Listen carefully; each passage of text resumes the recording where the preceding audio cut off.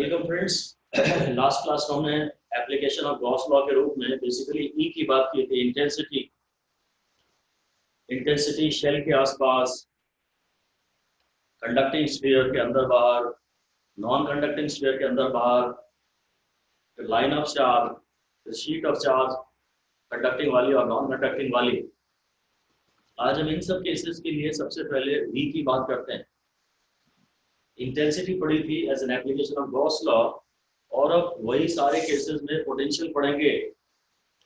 तो इंटेंसिटी से पोटेंशियल पे जाना है, क्या तरीका है, how do we begin. Intensity हमें मालूम है, इंटेंसिटी के फॉर्मूले हमने डिराइव किए थे। अब उन फॉर्मूलों को यूज करते हुए पोटेंशियल एट अ पॉइंट निकालना है। तो शायद जरूर ये फॉर्मूला मुझे लगेगा कि V A minus V B is equal to minus integration of E dot D R from B to A. ये ठीक है, इस फॉर्मूले को बेसिकली यूज करेंगे।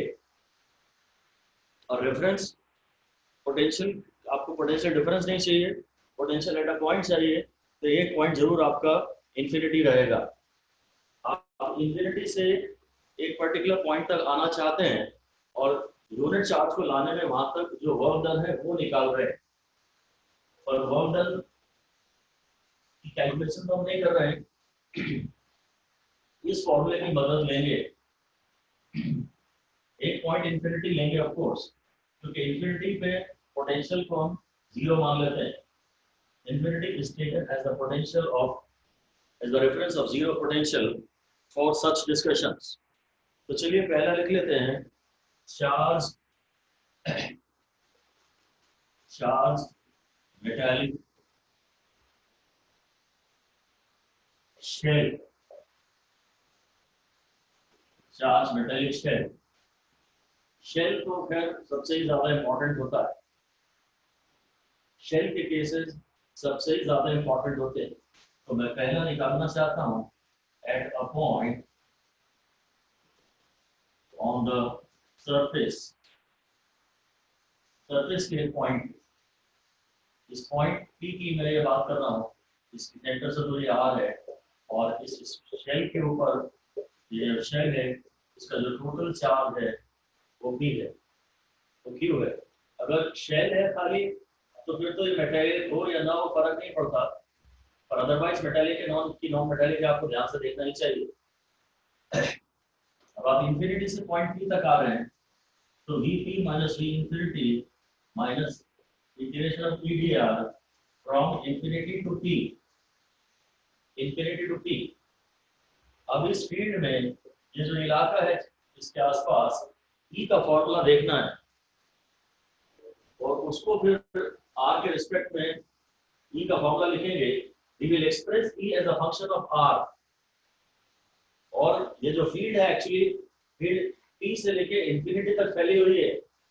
चलिए दीजिए, तो the field at external points of the shell, extends from p to infinity। तो बस vp minus 0 is equal to minus, अब p का फॉर्मूला लिख लेता हूँ। इंटेंसिटी का फॉर्मूला है kq by r square dr from infinity to p। p जो पॉइंट है उसका डिस्टेंस अपन सेंटर से बताएंगे। सारी दूरियां, सारे डिस्टेंसेस जो सिमेट्रिकल, जो स्फेरिकल चार्ज डिस्ट्रीब्यूशन होते हैं, वो स्फेरिकल चार्ज डिस्ट्रीब्यूशन के सेंटर से नापे जाते हैं। तो ये डिस्टेंस जो भी है उसकी सेंटर से डिस्टेंस r है, और अलग से लिख सकते हैं कि distances are measured from the center of spherical charge distributions। तो जाएगा माइनस के क्यूब, और फिर integration of r to the power minus 2dr from infinity to r। तो vp हो जाएगा माइनस के क्यूब, और ये इंटीग्रेशन हो जाएगा r to the power minus 2 plus 1 upon minus 2 plus 1 from infinity to r। तो जाएगा माइनस के क्यूब और ये हो जाएगा r to the power -1 upon -1 from infinity to r। ये वाला -1 मैं इसको दे देता हूँ, तो ये हो जाएगा के क्यूब और 1/r from infinity to r। तो फाइनली p का पोटेंशियल हो जाएगा के क्यूब और r की वैल्यू, इस r की वैल्यू अपर लिमिट है पहले 1/r माइनस 1/इंफिनिटी। सो p का पोटेंशियल हो जाएगा K Q upon r। p का पोटेंशियल हो जाएगा p का पोटेंशियल है, यहाँ लिख देता हूँ, p का पोटेंशियल है के क्यू अपॉन r। ये फाइनल रिजल्ट है, p का पोटेंशियल है K Q upon r।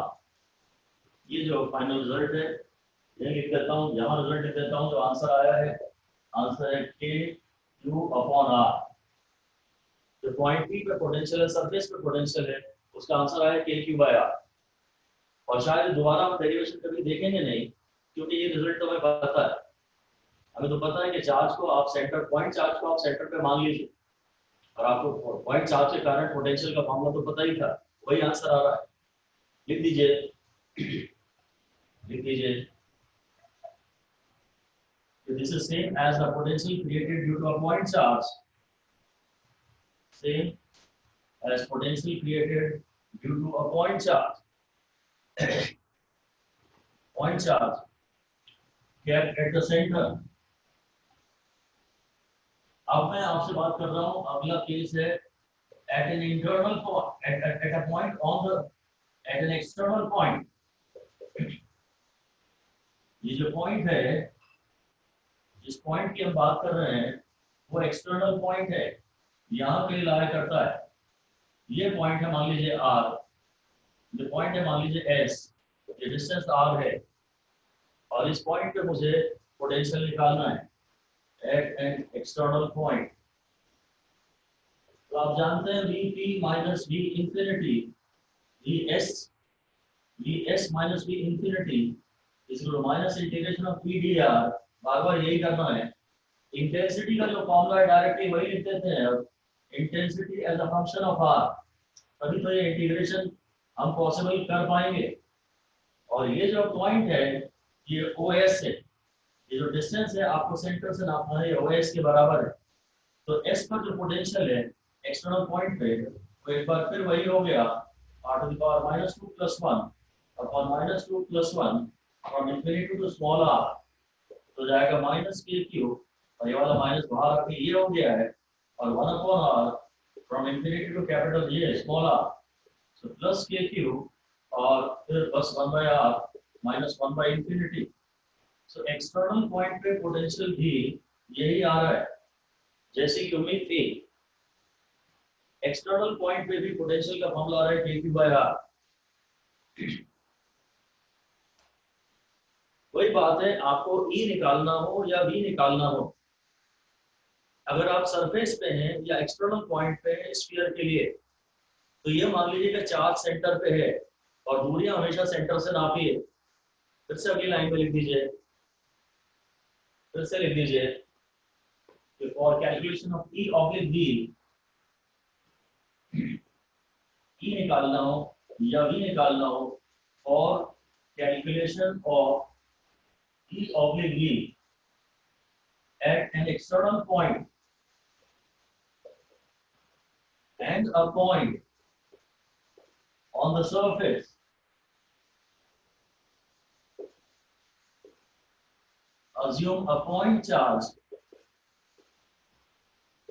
at the center। और वो सबसे बड़ी बात यही है कि all distances are measured, all distances are measured from the center, all distances are measured from the center। बस यही बात, E निकालना हो या V निकालना हो, सरफेस पे निकालना हो या एक्सटर्नल पॉइंट पे निकालना हो, सारे डिस्टेंसेस सेंटर से नापे जाते हैं।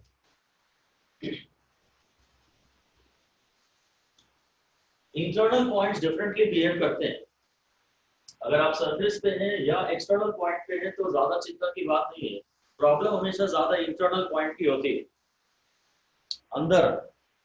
प्रॉब्लम हमेशा आत्मा के अंदर है, अंदर की प्रॉब्लम ज्यादा है, बाहर तो कोई प्रॉब्लम नहीं है। तो फिर अब आप हेडिंग दे दीजिए इसमें। हम इसमें थर्ड बात कर रहे हैं एट एन इंटरनल पॉइंट, और ये काफी ज्यादा इंपॉर्टेंट है, 5 स्टार देने लायक है। एट एन इंटरनल पॉइंट, ये मेटालिक शेल है, ये मेटालिक शेल है, और मैं इसके इंटरनल पॉइंट पे, यदि ये पॉइंट है, ये टी पॉइंट है, ये ओ है, और ये डिस्टेंस आर, ये टी पॉइंट है। मुझे पॉइंट टी पर पोटेंशियल चाहिए, मुझे पॉइंट टी पर पोटेंशियल चाहिए। और मुझे तो फिलहाल मैथमेटिकल तरीका इसका एक ही आता है कि आप इंफिनिटी से एक चार्ज को लाइए और यहाँ तक ले आइए, इंफिनिटी पे जाइए, यहाँ वाली इंफिनिटी पे, और चार्ज को यहाँ तक लाइए। तो पहले आप सरफेस तक आएंगे और फिर सरफेस से अंदर आएंगे। अब ये इंटीग्रेशन 2 पार्ट्स में होगा, क्योंकि ई पे वेरिएशन का लॉ यहाँ सेपरेट है और यहाँ पता नहीं कुछ सेपरेट है। लिख दीजिए, बेसिकली तो यही है। चलिए यही लिख देता हूँ मैं सीधे, ये T minus E infinity is equal to minus E dot D R. ये ई एक्सटर्नल होगा from infinity to R minus E dot D R. ये ई इंटरनल होगा from capital R to small R. इसकी integration की जो limits है उसमें भी डिस्टेंसेस जो है वो हम सेंटर से लिखते हैं हमेशा। ये रहेगी एक्सप्रेशन, बिकॉज ऐसा 2 पार्ट्स में कर रहे हैं integration, because the law of variation of E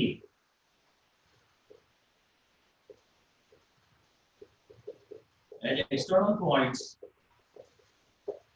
and at internal points is different.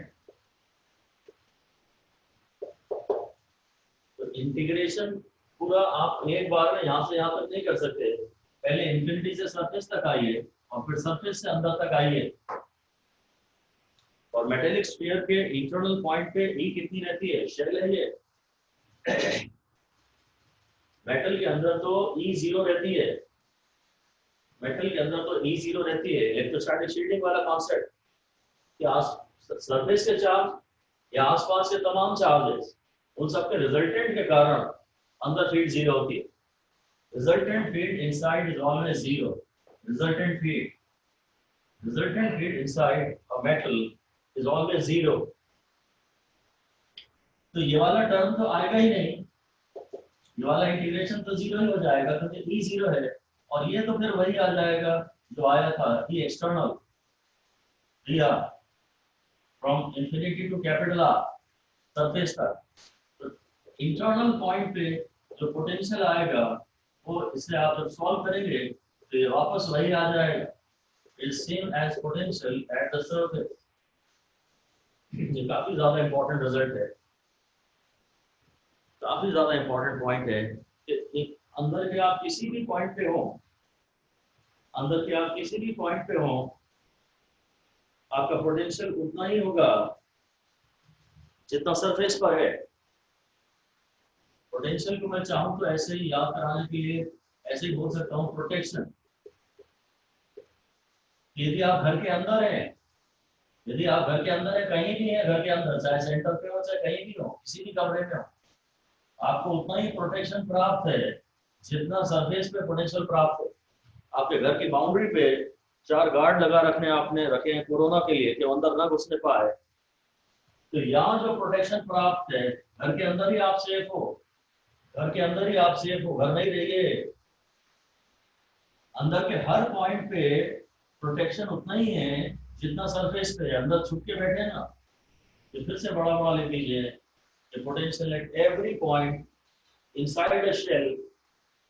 काफी काम की बात है, शेल ही सबसे ज्यादा इंपॉर्टेंट है न्यूमेरिकल्स के लिए।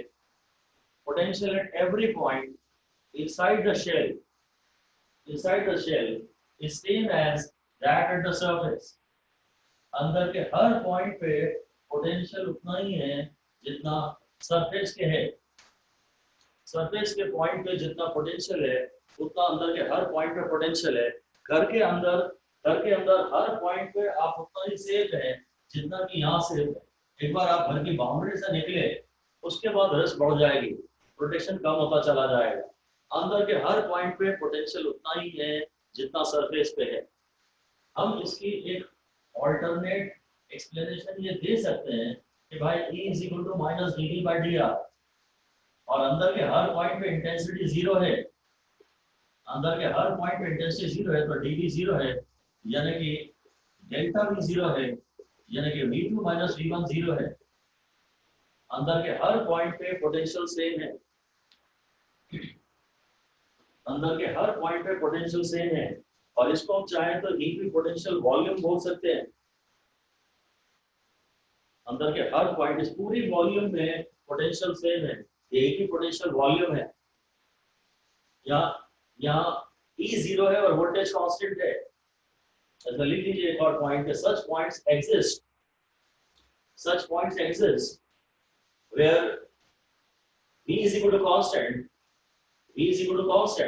and E is equal to 0। Electrical field में ऐसे पॉइंट एग्जिस्ट करते हैं जहां V कांस्टेंट है, और क्योंकि V कांस्टेंट है इसलिए dV जीरो है, E जीरो है, ठीक है ना। और क्या ऐसे भी पॉइंट्स होते हैं जहां वोल्टेज जीरो हो और इंटेंसिटी जीरो ना हो? ऐसे कोई पॉइंट एग्जांपल पता है आपको जहां वोल्टेज जीरो हो और इंटेंसिटी जीरो ना हो? डाइपोल का मिड पॉइंट लिख दीजिए डैश करके। In equatorial position of a dipole,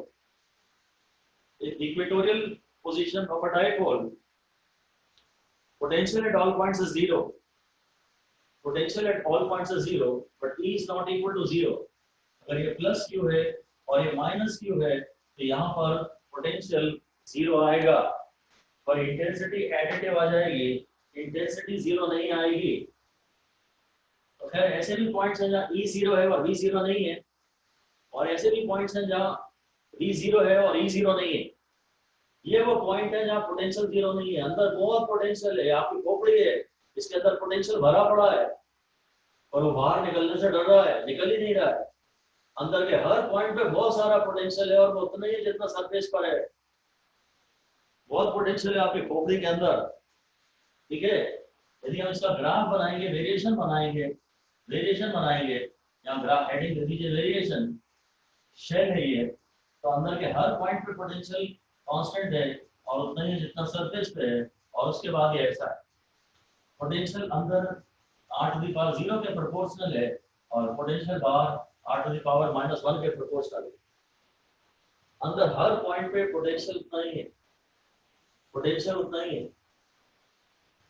पर अगर ऐसी खोपड़ी है अगर ये, तो अंदर इंटेंसिटी नहीं है, जोश नहीं है। शायद आप रिलेट कर सकते हैं, अंदर पोटेंशियल तो बहुत है, पर अंदर इंटेंसिटी नहीं है, जोश नहीं है, ठीक है। कोई एग्री करता है ऐसा? कोई पर्सनालिटी है ऐसी? उसको कम से कम एक रिजल्ट तो याद रह ही जाएगा, एक फायदा तो उसे हो ही जाएगा। अंदर पोटेंशियल तो बहुत है, पर अगर अंदर इंटेंसिटी नहीं है, हमेशा आलस आ जाता है, वो उतनी दम नहीं लगा पाते क्योंकि इंटेंसिटी नहीं है। कौन कहेगा कि हाँ वो पर्सनालिटी ऐसी ही है? पोटेंशियल तो बहुत है पर अंदर ई पूरी जीरो है। एनीबडी? नोबडी? क्या बोल रहे हो? अनुष्का शर्मा कहाँ गई? आज एब्सेंट है क्या? अच्छा, हाथ खड़े कर रहे हैं। हाँ, अनुष्का शर्मा का सबसे पहले मुझे मालूम था। दीपाली मिश्रा, कृष्ण मित्तल, अच्छा मुझे नाम शायद नहीं लेने चाहिए थे, आपने ऑनेस्टली अपनी बात कही। अरे यार ये तो डरावने हाथ खड़े कर रहे हैं भाई, सब मत हाथ खड़े करो यार, एक एक करके मत डराओ। आता है, आएगा, टाइम आता है, पीक आएगा। एनी वे ये रिजल्ट मैंने याद कराने की बात की है, इसे आप पर्सनली ना लें कि अंदर पोटेंशियल तो बहुत है पर ई जीरो है, ई नहीं निकलती, ई करना है, ये करना है। वो आ जाएगा, समय पे आ जाता है, चिंता की कोई बात नहीं है, परेशान ना। ऑल राइट, अब हम हेडिंग दे देते हैं। अभी मैंने मेटेलिक शेल की बात की, अब मैं आपसे बात कर रहा हूँ चार्ज चार्ज मेटेलिक स्फीयर। अगर स्फीयर है तो ये बताना जरूरी है कि मेटेलिक है कि नॉन मेटेलिक है। शेल में तो कोई प्रॉब्लम नहीं थी, क्योंकि शेल में तो चार्ज हो ही स्किन पे सकता है। शेल में तो चार्ज बाहर हो अंदर हो भी नहीं सकता।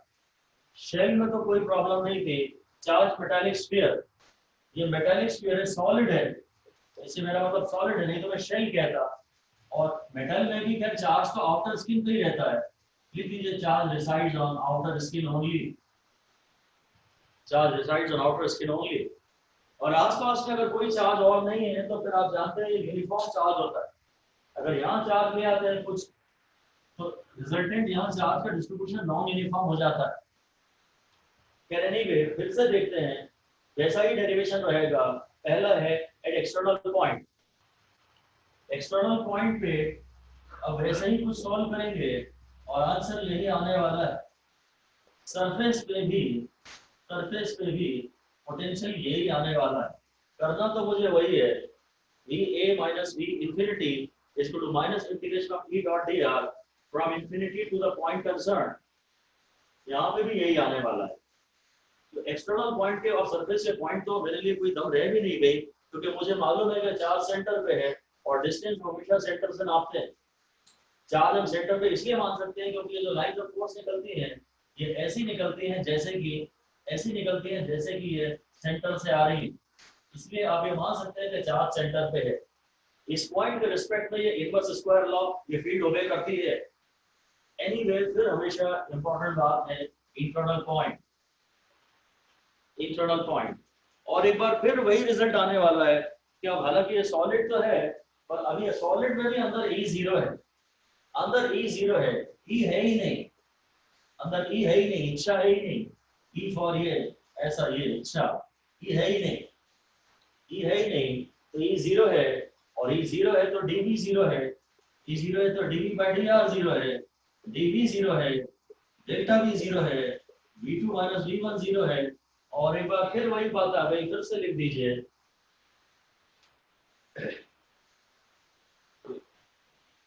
V at all internal points is same as that at the surface. V at all internal points is same as that at the surface. और अगर मैं फिर V का ग्राफ बनाऊंगा, V का, तो ये ऐसा आ रहा था। अगर E का ग्राफ बना रहा था तो E का ग्राफ ऐसा आ रहा था। अंदर E नहीं है और अंदर V है। शेल में और स्फीयर में तो कोई फर्क ही नहीं है पोटेंशियल के मामले में, सारे के सारे रिजल्ट्स वही हैं। बस फिर से हम जोर देके यही कह रहे हैं कि अंदर के हर पॉइंट पे पोटेंशियल बहुत है।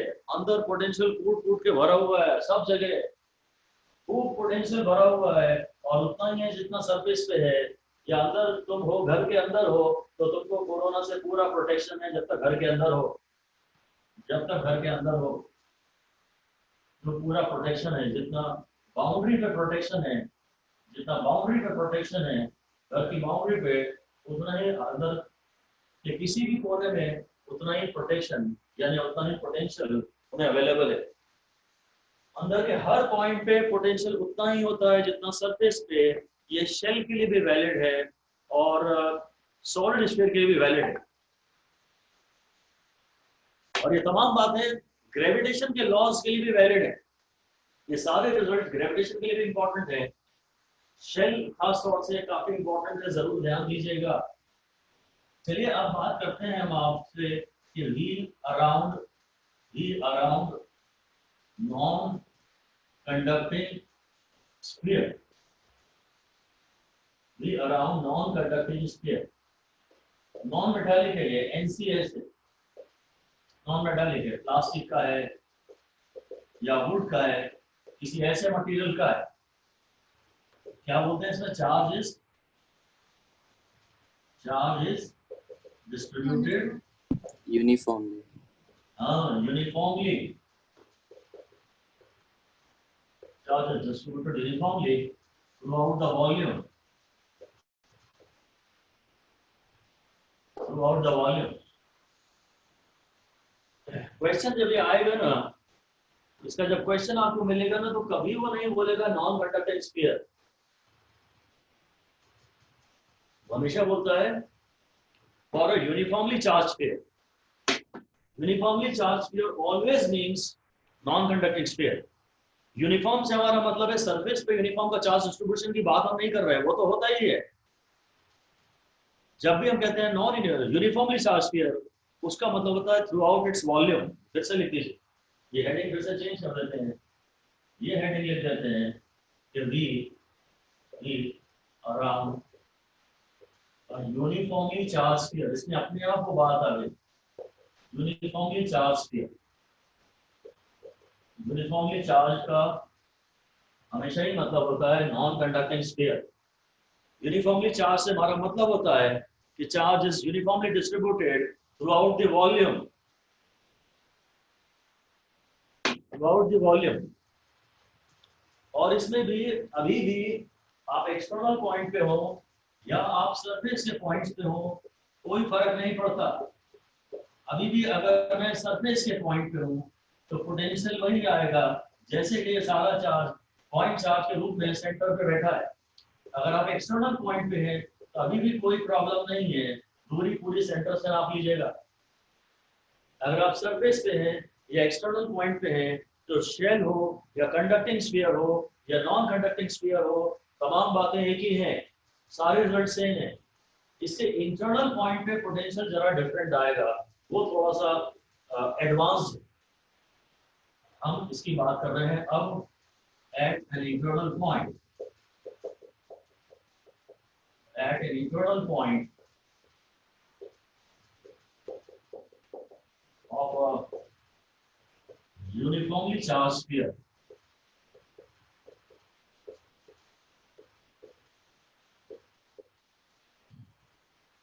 ये डिस्कशन थोड़ा सा एडवांस है. आमतौर पे इसकी कोई खास आवश्यकता होती नहीं. At an internal point of a uniformly charge sphere क्या लगता है, क्या करना चाहिए, मुझे कोई बताए. इंटीग्रेशन. शाबाश. कहां से कहां तक? इन्फिनिटी से पॉइंट. इंफिनिटी से इंटरनल पॉइंट तक. ये इंटीग्रेशन को कितने पार्ट्स में तोड़ेंगे?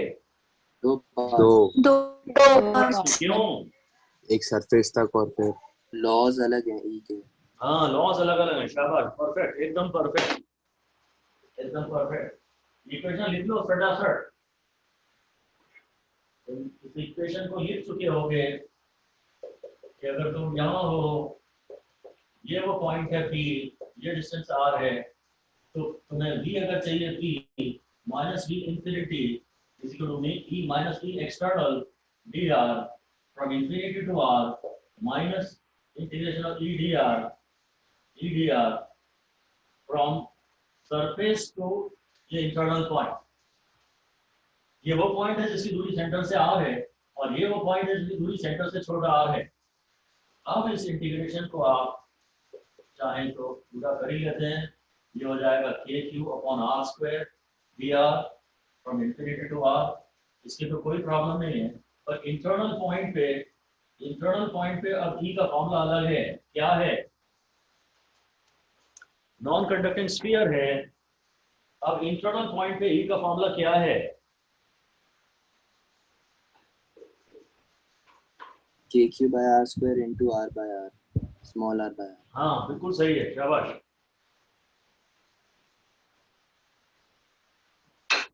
इंटरनल पॉइंट पे है KQ by R square into छोटा r by बड़ा R. मैं तो यहाँ डायरेक्टली लिख देता हूँ minus KQ by RQ into R dr from R to R.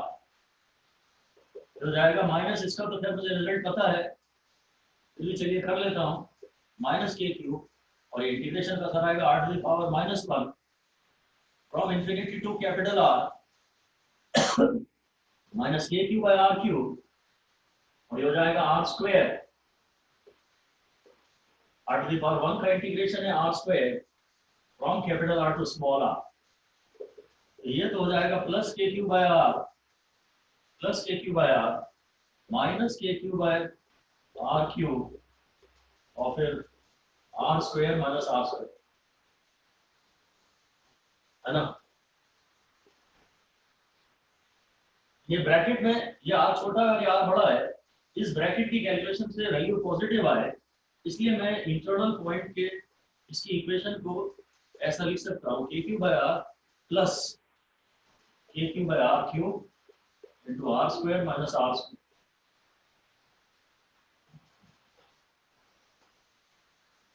आप चाहें तो ऐसे इस रिजल्ट को याद रख सकते हैं, हालांकि बहुत ज्यादा आवश्यक नहीं है, रिजल्ट बहुत रेयर जरूरत पड़ती है। आप यही याद रख लेंगे, एक सरफेस का धर्म आएगा और एक इंटरनल पॉइंट का आएगा, और नहीं तो हम इनको भी थोड़ा बहुत रीअरेंज और कर लेते हैं। इसको भी एक काम करता हूँ, इससे मल्टीप्लाई और डिवाइड कर देता हूँ आर स्क्वायर से, ये वाला टर्म हो जाएगा K cube R square by R cube, LCM इसका आर क्यूब आएगा ना, ये आर स्क्वायर बाय 2 आएगा, रादर ये आर स्क्वायर बाय 2 आएगा पूरा, ये ऐसा आ जाएगा के क्यूब बाय, ये ऐसा हो गया plus K Q bye 2 R cube और फिर R square minus R square. Internal point पे पोटेंशियल निकाल रहे हैं, इंटरनल पॉइंट पे हम पोटेंशियल निकाल रहे हैं। अब ये पूरा का पूरा से के क्यू कॉमन ले लेता हूँ, K Q by R cube common ले लेता हूँ।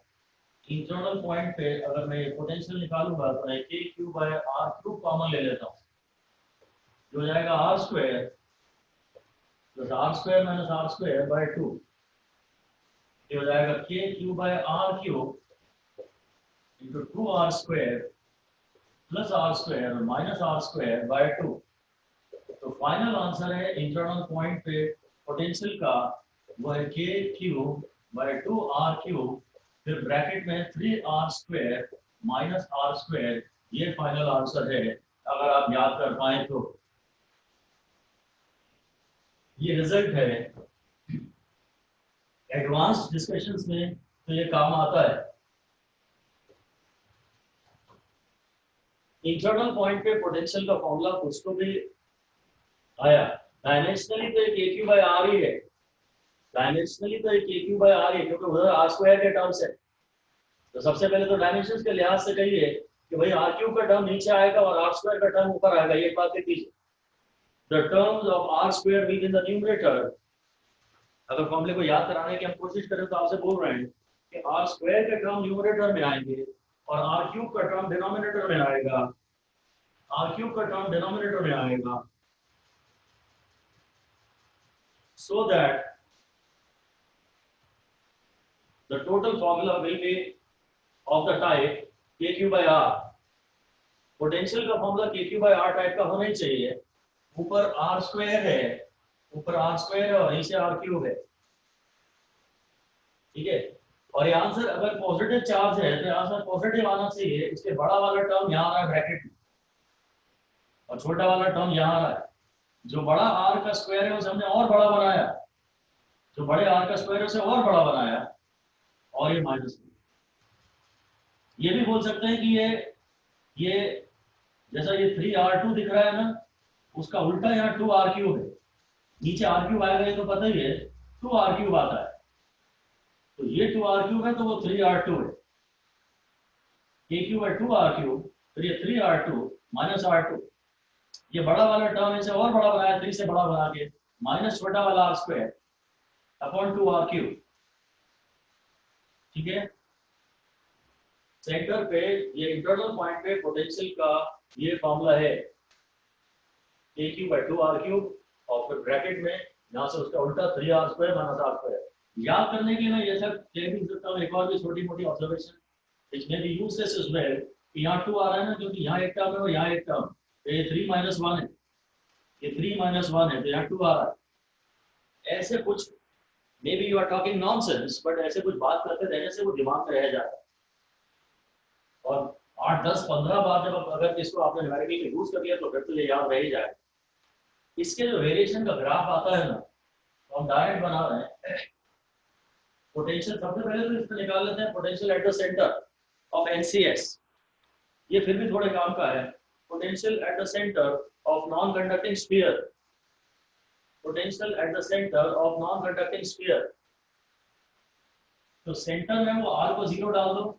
पोटेंशियल का फॉर्मूला है KQ/2R3, और फिर ये इसी का उल्टा, ये 3 यहाँ आ जाएगा, r यहाँ आ जाएगा और 2 यहाँ चला जाएगा, माइनस r का स्क्वायर। अगर ऊपर r का स्क्वायर यहाँ, तो r का स्क्वायर यहाँ भी आएगा। इसमें स्मॉल r को 0 डाल दो, ये हो गया KQ/2R3, तो 3r²। बस अब ये हो जाएगा 3/2 KQ/r, 3/2 KQ/r। मैक्सिमम है potential at the centre, potential at the centre is maximum. क्योंकि जो वेरियस चार्ज लेयर्स है ना, सबने अपना अपना पोटेंशियल अंदर पैदा किया है ना। ये जो वेरियस चार्ज लेयर्स हैं, इसका पोटेंशियल ऐड हुआ, इसका पोटेंशियल ऐड हुआ, इसका पोटेंशियल ऐड हुआ। ये जो पॉइंट है वो इसके लिए भी इंटरनल पॉइंट है। तो अंदर तो पोटेंशियल सरफेस के बराबर होता है, जितना यहाँ पोटेंशियल है उतना यहाँ भी है, जितना यहाँ है उतना यहाँ भी है। ये जो पॉइंट है, ये जो पॉइंट है, ये हर चार्ज के लिए इंटरनल पॉइंट है। ये जो पॉइंट है, ये हर चार्ज के लिए इंटरनल पॉइंट है, इसलिए यहाँ पोटेंशियल मैक्सिमम होगा। Potential is maximum, potential is maximum, क्योंकि अंदर के हर पॉइंट पे चार्ज ऑफ वेरियस लेयर्स, लिख सकते हैं charge of various layers is getting added up, charge of various layers is getting added up, charge of various layers is getting added up. नहीं, sorry, potential of various layers, potential of various layers is getting added up.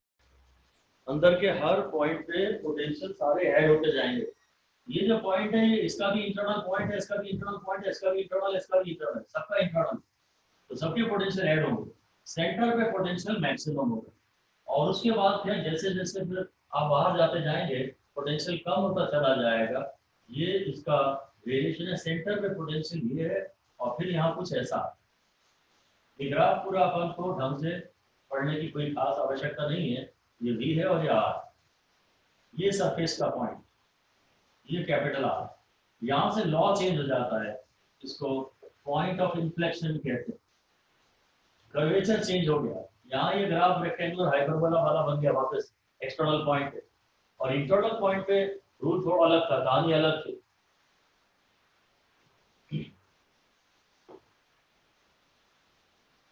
तो non conducting sphere में potential के भी ऐसे numerical बन सकते हैं कि अंदर एक पॉइंट पे और बाहर एक पॉइंट पे पोटेंशियल बराबर है। सबसे मेन एग्जांपल, सबसे मेन तो इंपॉर्टेंट यही है, 1.5 KQ/r। सेंटर का जो पॉइंट है, सेंटर का जो पॉइंट है, वहां पोटेंशियल है 1.5 × KQ/r।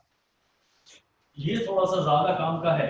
ये ग्रेविटेशन में तो फिर बहुत ही ज्यादा काम का है, ग्रेविटेशन में तो बहुत ही ज्यादा काम का है, क्योंकि एनर्जी कंजर्वेशन लगानी पड़ती है कुछ न्यूमेरिकल्स में। तो P + KE at the centre is equal to P + KE at highest point लगाना पड़ता है, और सेंटर पे P लेने के लिए वहां का potential 3/2 into that of surface लेना पड़ता है। ग्रेविटेशन के चैप्टर में -3/2 Gm/r लेते हैं सरफेस सेंटर के पोटेंशियल को। एनीवे ये हो गया, और अब फाइनली हम बात कर रहे हैं V अराउंड या delta V around a line charge. Line charge मतलब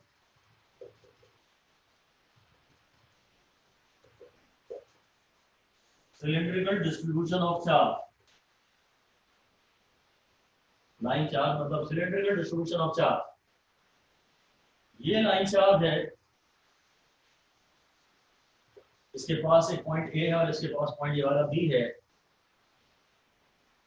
और मुझे VA - VB निकालना है। तो वही करूंगा, -integration from B to A, B to A। तो VA - VB आपको क्या लगता है, पॉजिटिव आएगा कि नेगेटिव? पॉजिटिव। होती है, फील्ड तो ऐसी होती है और फील्ड की डायरेक्शन में पोटेंशियल गिरता है, तो ए का पोटेंशियल हायर है, फील्ड तो आउटवर्ड्स है, रेडियली आउटवर्ड्स। अगर यहाँ टॉप से देखें तो फील्ड की ये डायरेक्शन है, ये नॉन यूनिफॉर्म फील्ड है, रेडियल फील्ड है, सभी दिशाओं में ऐसी फैल रही है। इसी इस पॉइंट पे अगर आपको चाहिए तो ऐसी है, और इस पॉइंट पे चाहिए तो ऐसी है। मैं तो फिर प्लेन में तो ऐसी ही लाइन बना पाऊंगा, पर इधर ये ऐसी है, इधर ये ऐसी है। एनीवे इसको अगर मैं सॉल्व करूं तो B A minus B B is equal to minus, अब लाइन चार्ज की इंटेंसिटी का फॉर्मूला क्या था, K equal to lambda by R, ठीक है ना, टू लैम्डा बाय आर। और बी टू ए से मेरा मतलब ये है कि परपेंडिकुलर डिस्टेंस, मान लीजिए मैं इस डिस्टेंस को ओ ले लेता हूं, तो एक्चुअली मेरा बी से मतलब है ओ बी और ए से मतलब है ओ ए। आप आर की वैल्यू डालेंगे, आप आर की वैल्यू डालेंगे बी के लिए और आर की वैल्यू डालेंगे ए के लिए, और ये हमने परपेंडिकुलर डिस्टेंस जोर देके कहा था। तो ये जो B A minus B B आ रहा है, ये माइनस के और 2 और लैम्डा बाहर आ रहा है, और integration of 1 by R D R आ रहा है। इस डिस्टेंस को मैं r1 कह देता हूं और इस डिस्टेंस को मैं r2 कह देता हूं। अब ये va माइनस bb जो आ जाएगा तो हो जाएगा माइनस के 2 लैम्डा फिर 1 बाय आर डी आर इस लॉग r, और ये उसकी लिमिट्स हैं, ये लोअर ये ओबी वाली लिमिट है r2, ये r2 है और ये r1 है, तो va माइनस bb हो जाएगा माइनस 2 के lambda log of r1 bye r2, r1 यानी छोटा डिस्टेंस और r2 यानी बड़ा डिस्टेंस। तो मुझे इसे तो पलट ही देना चाहिए, हो जाएगा प्लस 2 के lambda log of r2 bye r1। अब ये आंसर va माइनस bb का पॉजिटिव आ रहा है। हमें थ्योरी से तो पता ही था, ये भी थोड़ा सा एडवांस डिस्कशन में ही काम आता है, ज्यादा काम नहीं आता। ज्यादातर तो न्यूमेरिकल स्फीयर्स के ही मिलेंगे, शेल के मिलेंगे, सबसे ज्यादा सवाल शेल के मिलेंगे। लाइन चार्ज के आसपास भी पोटेंशियल डिफरेंस तो है, और बी ए माइनस बी में निकाला है, तो कैलकुलेशन से वो दिखना चाहिए कि आंसर पॉजिटिव आ रहा है। ये हायर पोटेंशियल पे है, log of r2 bye r1, बड़ा अपॉन छोटा करूंगा तब जाके उसका लॉग पॉजिटिव आएगा। ये रिजल्ट है लाइन चार्ज के आसपास B A minus B B. याद रह जाए तो अच्छा है, वरना इसको ज्यादा ध्यान देने की जरूरत नहीं है। खासतौर से बोर्ड्स के लिए या नीट के लिए ये बहुत आवश्यक नहीं है। और कोई एडवांस एग्जाम की आप बात करें, जेईई की, तो हो सकता है ये काम आए।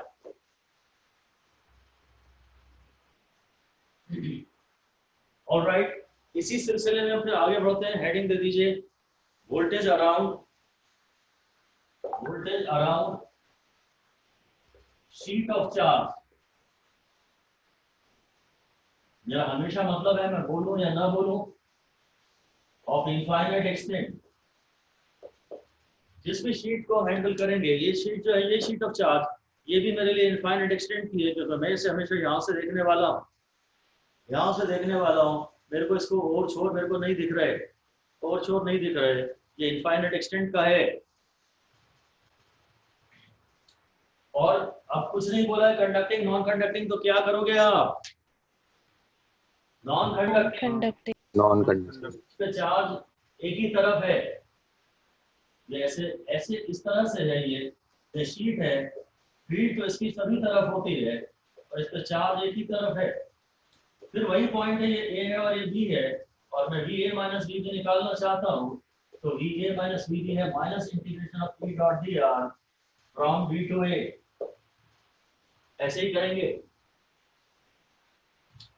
अब बस इसमें ई का फॉर्मूला लिखना है। ई जो भी है वो कांस्टेंट है, उसमें आर का टर्म नहीं आता।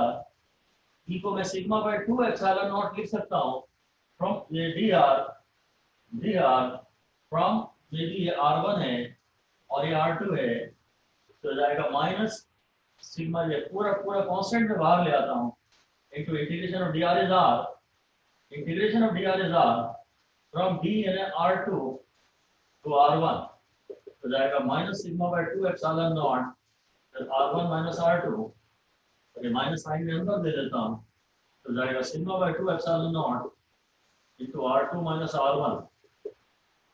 और अगर ये डिस्टेंस दी है r2 बड़ा है और r1 छोटा है तो r2 माइनस r1 पॉजिटिव आएगा। तो हम जानते हैं कि जो डेल्टा v है उसका फॉर्मूला E इंटू डी है, क्योंकि यूनिफॉर्म फील्ड है ना ये, तो शीट ऑफ चार्ज के आसपास डेल्टा v का ये फॉर्मूला है। शीट ऑफ चार्ज के आसपास डेल्टा v का फॉर्मूला ये है, यूनिफॉर्म फील्ड है तो E इंटू डी, और इस E का फिलहाल ये फॉर्मूला है इंटू डी। बस non conducting sheet of charge के आसपास पोटेंशियल डिफरेंस का ये फॉर्मूला। आप अभी भी फील्ड यूनिफॉर्म है, पर फिर भी अभी भी ये बात तो वैलिड ही है कि अगर आप पास है फील्ड की डायरेक्शन में, जो पॉइंट पहले आता है वहाँ पोटेंशियल ज्यादा है। अभी भी ए पे पोटेंशियल ज्यादा है, बी पे पोटेंशियल कम है। ए पे पोटेंशियल ज्यादा है, बी पे पोटेंशियल कम है, बस। इसी तरह लास्ट में लिख लेते हैं sheet due to infinite extent conducting sheet of charge. अब मैं कंडक्टिंग शीट ऑफ चार्ज की बात कर रहा हूँ, और अब उसके डेरिवेशन के बगैर फिर से आप जानते हैं कि जो डेल्टा भी आएगा वो E इंटू डी आएगा, वो sigma by epsilon naught into D आएगा। और ये ध्यान रखिए कि जरूर यहाँ भी अगर सिग्मा है और यहाँ भी सिग्मा है तो इंटेंसिटी का फॉर्मूला यहाँ सिग्मा बाय एप्सिलॉन नॉट है मेटल में। और अगर इस पे टोटल चार्ज क्यू है, तो दरअसल Q/2 यहाँ है और Q/2 यहाँ है, तो जो सिग्मा का फॉर्मूला है वो Q/2 है, और उसके बाद इंटेंसिटी को आप सिग्मा बाय एप्सिलॉन नॉट बोल सकते हैं एक्सटर्नल पॉइंट पे, पर सिग्मा को Q/2 लेना है। न्यूमेरिकल में आपको देखना पड़ेगा कि दोनों तरफ Q दिया है, सिग्मा दिया है तो ये फॉर्मूला, और अगर Q दिया है तो फिर आपको अपने आप Q/2 लेना पड़ेगा अगर ये मेटालिक शीट है तो, और सिग्मा को ये लेना पड़ेगा। ठीक है, इस तरह से ये शीट ऑफ चार्ज की भी वेरिएशन हो गया।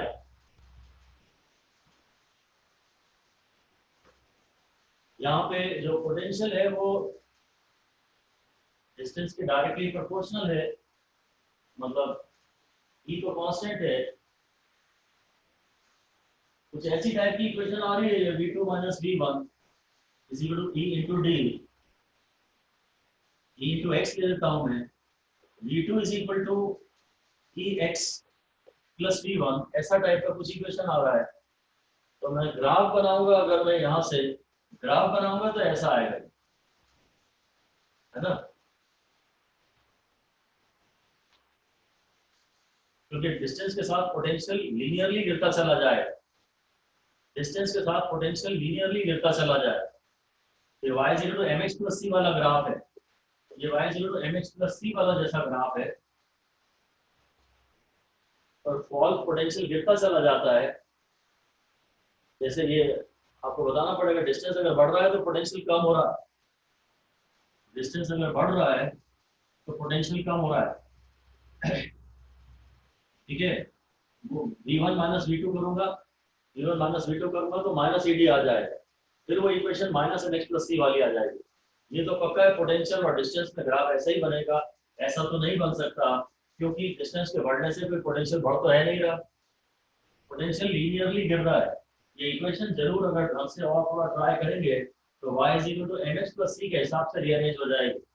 शीट के आसपास इंटेंसिटी कांस्टेंट है एंड पोटेंशियल फॉल्स लीनियरली, बस। मेजर डिस्कशन इस चैप्टर के समाप्त होते हैं। हम छोटे मोटे इधर उधर के उठा के कुछ मिसलिनियस डिस्कशंस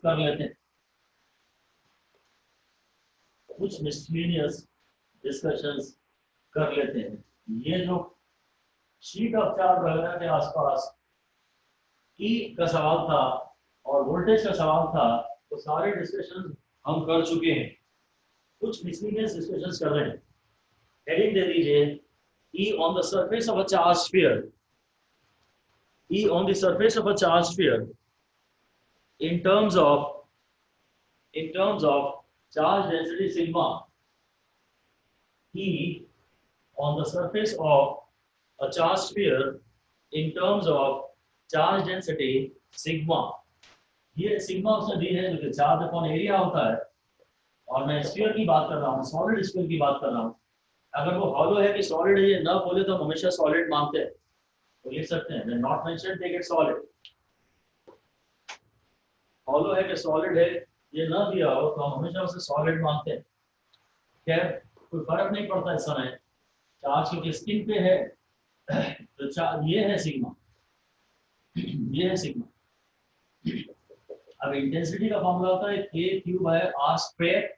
पोटेंशियल में सब जगह आर आया करता था, के को मैं एक्सपैंड कर देता हूँ तो ये 1/4 pi epsilon 0 Q by R square, तो ये मैं एक साथ क्लब कर लेता हूँ तो ये हो जाएगा 1/एप्सिलॉन naught Q upon 4 pi R square, और इसको हमने सिग्मा कहा हुआ है तो इंटेंसिटी का फॉर्मूला सिग्मा बाय एप्सिलॉन 0। जो कंडक्टिंग शीट का फॉर्मूला आता था वही आ गया, पर ये सिर्फ सरफेस के लिए वैलिड है। ये फॉर्मूला ज्यादा इस्तेमाल नहीं किया जाना चाहिए, इसको शीट के लिए रहने दें तो अच्छा है। सिर्फ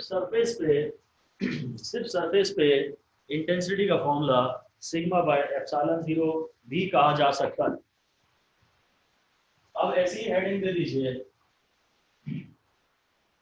potential V on the surface, V on the surface of a charge conducting sphere, V on the surface of a charge conducting sphere in terms of sigma।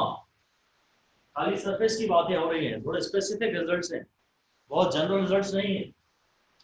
Surface पे बात कर रहे हैं सिग्मा के टर्म्स में। पहले जरा दोनों के फॉर्मूले क्यू के टर्म्स में लिख के एक बार देख लेते हैं। V का फॉर्मूला के क्यू बाय आर होता है अगर स्फीयर की बात करें तो, और इंटेंसिटी का फॉर्मूला के क्यू बाय आर स्क्वायर होता है, तो E का फॉर्मूला V आर होता है सिर्फ स्फीयर के लिए, और वो भी सरफेस के पॉइंट्स के लिए। अब ये तो वैसे ही आ गया जैसे E का फॉर्मूला V इंटू डी आता था, नहीं ये 1/r है, E जो है वो है V इंटू 1/r, तो V का फॉर्मूला है ई आर। तो यूनिफॉर्म फील्ड में मैं V को ई डी कहता था, ये कुछ बाय चांस वैसे ही आ रहा है। ये हमेशा नहीं लगा सकते क्योंकि ये नॉन यूनिफॉर्म फील्ड के केस हैं, जनरली तो आपको यही लगाना है, पर सिर्फ सरफेस के लिए ऐसा फॉर्मूला आ रहा है, सिर्फ सरफेस के लिए ऐसा फॉर्मूला आ रहा है। और फिर मैं इसी का फायदा उठाकर डायरेक्टली ये बोल देता हूँ कि जिस फॉर्मूले को आप ढूंढ रहे हैं वो ये है, सरफेस का पोटेंशियल ये है, काफी यूजफुल है। सरफेस का पोटेंशियल ये है, सरफेस का पोटेंशियल सिग्मा के टर्म्स में आजकल काफी इंपॉर्टेंट है।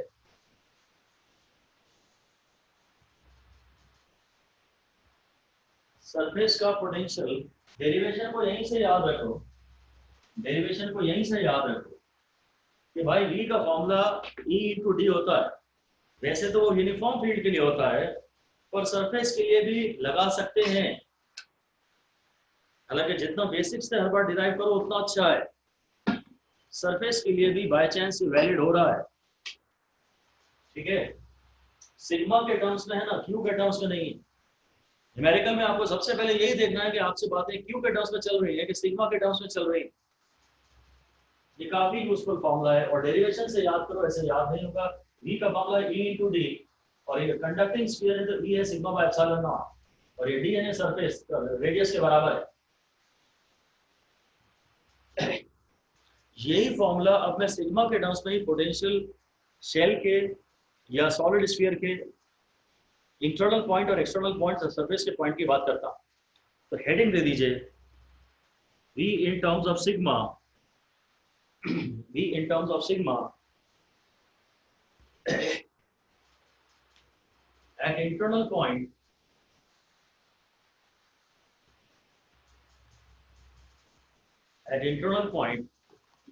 of a shell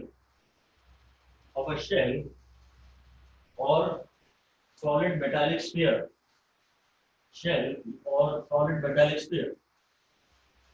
पोटेंशियल के मामले में तो दोनों के रिजल्ट सारे के सारे सेम आते हैं, इसलिए हम एक साथ पढ़ रहे हैं।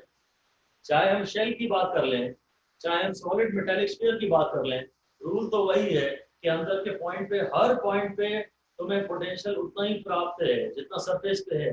जितना यहाँ पोटेंशियल है उतना ही अंदर डीप भी है, बहुत पोटेंशियल भरा हुआ है, अंदर पोटेंशियल भरा हुआ है। तो सरफेस का पॉइंट हो या इंटरनल पॉइंट हो, सॉलिड मेटालिक स्फीयर हो, सॉलिड मेटालिक स्फीयर हो या शेल हो, हर बार जो पोटेंशियल है वो E इंटू डी है, तो sigma by epsilon naught into are.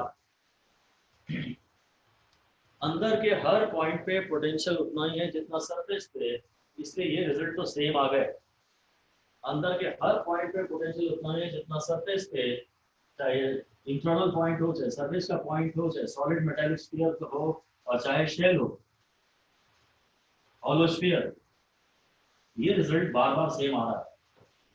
ठीक है, इसी को अच्छे से याद रखना है, बहुत ज्यादा इंपॉर्टेंट है, बहुत ज्यादा इंपॉर्टेंट है। और फिर इसी को दोबारा लिख लेते हैं, फिर से हेडिंग दे देते हैं कि V at an external point of a shell oblique sphere, shell oblique sphere. अब तो वो नॉन कंडक्टिंग स्फीयर भी हो सकता है अगर आप एक्सटर्नल पॉइंट पे हैं तो।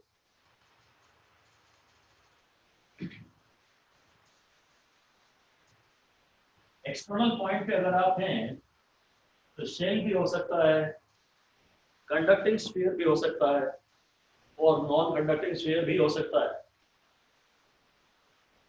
अगर अगर ये है, मान लीजिए नॉन कंडक्टिंग स्फीयर भी है और यहाँ चार्ज क्यू है और यहाँ मुझे अगर पोटेंशियल निकालना है तो वह है के क्यू बाय आर, और मुझे अपना आंसर सिग्मा के टर्म्स में चाहिए, तो मैं इसको आर स्क्वायर से मल्टीप्लाई और डिवाइड कर देता हूँ और के की जगह भी 1/4 पाई एप्सिलॉन लिख देता हूँ, ताकि इस पूरे को मैं सिग्मा कह सकूं। एक आर यहाँ पे और भी है, के क्यू बाय आर, इसको भी मैं एक्सक्लूड कर रहा हूँ, इस आर को भी मैं बाहर लिख लेता हूँ। तो ये Q upon 4 pi R square, ये हो जाएगा sigma upon epsilon 0, sigma upon epsilon 0 into R square by R, है ना।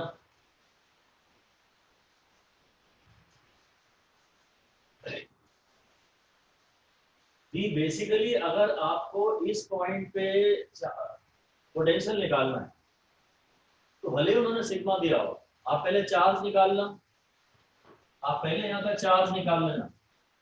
आपको अगर सिग्मा दिया हुआ है ना तो क्यू है ये ऐसा, ये क्यू है charge per unit area into area. अब पोटेंशियल का फॉर्मूला है के क्यू बाय आर, तो के को तुम 1/4 पाई एप्सिलॉन नॉट ले लो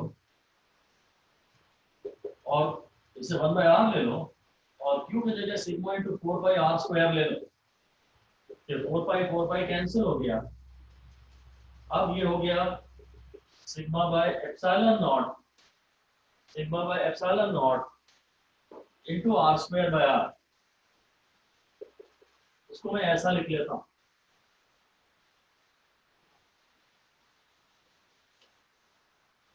मैं sigma R by epsilon naught का टर्म इसलिए ले आया क्योंकि एक्सटर्नल पॉइंट पे जो पोटेंशियल है वो ये है, जो एक्सटर्नल पॉइंट पे पोटेंशियल है वो है सरफेस का potential into R by R, क्योंकि आर भी कांस्टेंट ही है तो एक्सटर्नल पॉइंट पे पोटेंशियल आर के इनवर्सली प्रोपोर्शनल तो है ही। एनीवे आपको इसको इसी रूप में याद करना है, एक्चुअली जो आपको याद करना है वो यही है, sigma by epsilon naught into R square by R, sigma by epsilon naught into R square by R. Potential निकाल रहा हूँ, बड़ा ही आसान था, क्यू के टर्म्स में तो आसान था, और अब मैं पोटेंशियल सिग्मा के टर्म्स में निकाल रहा हूँ, पोटेंशियल सिग्मा के टर्म्स में निकाल रहा हूँ, और ये मेरी समरी है। यहाँ sigma R by epsilon naught, यहाँ sigma R by epsilon naught, यहाँ भी sigma R by epsilon naught. और यहाँ प्रॉब्लम आ गई, या तो मैं पूरा के क्यू बाय आर करूँ, और नहीं तो sigma R by epsilon naught जो होता था इनटू आर बाय आर कर दो। ऐसे ध्यान रख लिया आपको,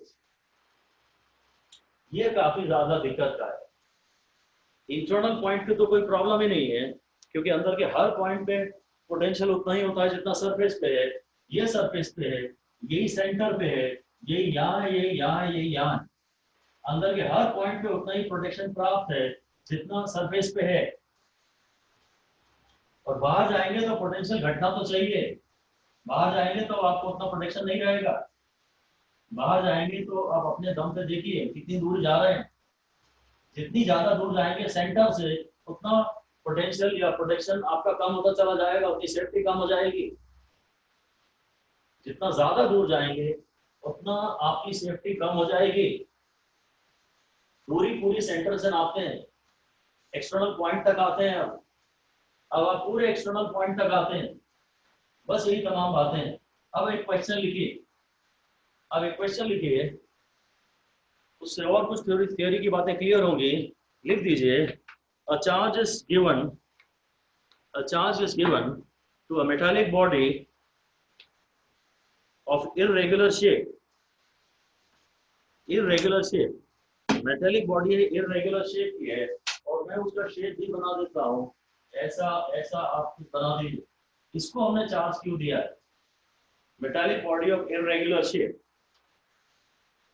So which of the following is true? Which of the following is true about the charge distribution? Which of the following is true about the charge distribution? Point number 1.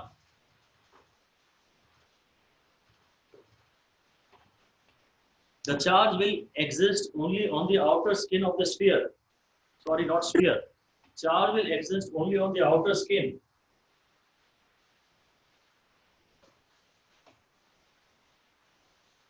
तो ये तो ठीक ही है, अगर मैं यहाँ कहीं चार्ज दिया, मेटालिक स्फीयर है ना, ये सारे चार्जेस एक दूसरे को रिपेल करेंगे और यहाँ तक आ जाएंगे, क्योंकि बाहर तो हवा में तो नहीं जा सकते, हवा बैक कंडक्टर है, ये कंडक्टिंग पाथ है। आप बोल सकते हैं कि हाँ, due to mutual repulsion the charges will go at farthest possible distance from each other. Mutual repulsion के कारण charges will go at farthest possible distance from each other. Charge farthest possible distance पे चले जाएंगे, इसलिए हाँ charge outer skin पे रहेगा।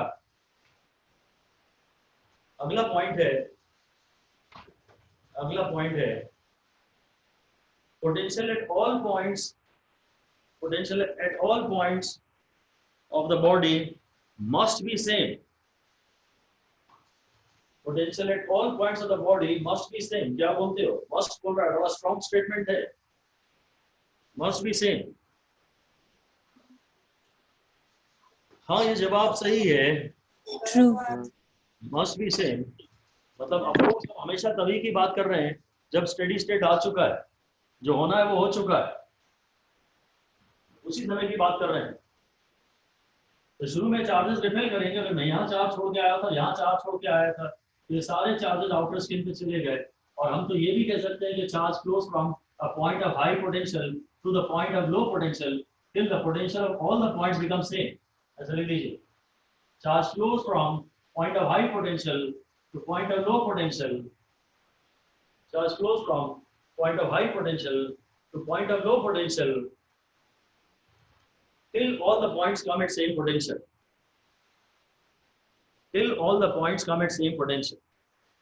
ठीक है ना?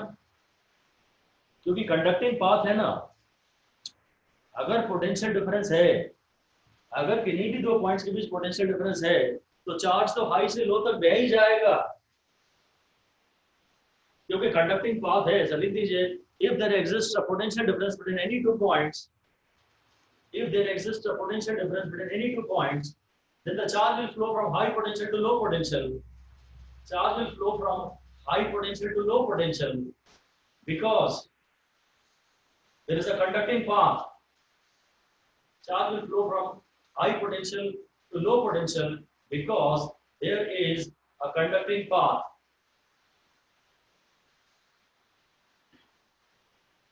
तो ये स्टेटमेंट सही है. अब लिखना है आपको charge density at all points must be same. Charge density at all points must be same. Charge density at all points must be same. सभी पॉइंट्स पे चार्ज डेंसिटी सेम होनी चाहिए. सही या गलत? True. True. इसके बारे में तो अभी हम कुछ भी नहीं कह सकते. इसको आप डिस्कशन में ही रख लीजिए. अभी आई एम नॉट श्योर कि इसके बारे में क्या कहें. इसको दोबारा डिस्कस करेंगे. अभी एक पॉइंट और लिख दीजिए. Potential at star points is more. Potential at star points is more. इसके बारे में आप क्या कहते हैं कि शार्प, ये पॉइंट शार्प है, जैसे यहाँ पोटेंशियल ज्यादा है. ये सही है या गलत है? ये तो हमने अभी डिस्कस कर ही लिया. ये सभी पॉइंट्स का पोटेंशियल सेम है. सभी पॉइंट्स का पोटेंशियल सेम है. ये स्टेटमेंट करेक्ट है. मैं जानबूझ के पोटेंशियल की बात में लाया फिर से, क्योंकि अभी मेरा एक पेंडिंग मैटर पड़ा है. सी स्टेटमेंट मेरा पेंडिंग है. मुझे नहीं पता कि वो सही है या गलत है. सी पेंडिंग पड़ा है. मुझे नहीं पता कि वो सही है या गलत है. चार्ज डेंसिटी वाली बात. इसीलिए मैं आपके सामने ये लाया ताकि आप पोटेंशियल और चार्ज डेंसिटी को रिलेट कर सकें. चार्ज डेंसिटी का भी जवाब नहीं है हमारे पास. चार्ज डेंसिटी वाली बात जो स्टेटमेंट बची थी उसका जवाब नहीं है. असल में मैं इस फॉर्मूले को चाहता हूं कि V is equal to E into R, तो V is sigma by epsilon naught into R, और V तो हर जगह सेम है, तो सिग्मा R into सेम है, तो sigma proportional to 1 by R है. चार्ज डेंसिटी का डिसीजन लेने के पहले चार्ज डेंसिटी का आप मुझे जवाब दे रहे थे. कोई मैथमेटिकल अगर इक्वेशन बना पाए चार्ज डेंसिटी की तो अच्छा है. मैं बाद में पोटेंशियल की बात फिर से इसलिए लाया ताकि आपको याद आए कि पोटेंशियल में और चार्ज डेंसिटी में हमने फॉर्मूला पढ़ा था. हर पॉइंट पे पोटेंशियल सेम है. ये बात तो बिल्कुल पक्की सही है, क्योंकि कोई भी 2 पॉइंट पोटेंशियल डिफरेंस पे रह ही नहीं सकते, वरना हाई पोटेंशियल से लो पोटेंशियल तक चार्ज बह जाएगा तब तक जब तक दोनों सेम पोटेंशियल पे ना आ जाएं. V तो हर पॉइंट का सेम है और sigma proportional to 1 by R है. ये जो नुकीले पॉइंट है ना, ये छोटे स्फीयर का भाग माना जा सकता है. ये ऐसे स्फीयर का भाग माना जा सकता है. जो फ्लैट है, जो जितना ज्यादा फ्लैट है वो उतने बड़े स्फीयर का भाग माना जा सकता है. लिख दीजिए. The sharp points can be considered to be a part of smaller sphere. The sharp points हैं that can be considered to be a point of smaller sphere. ये छोटे स्फीयर का पार्ट है.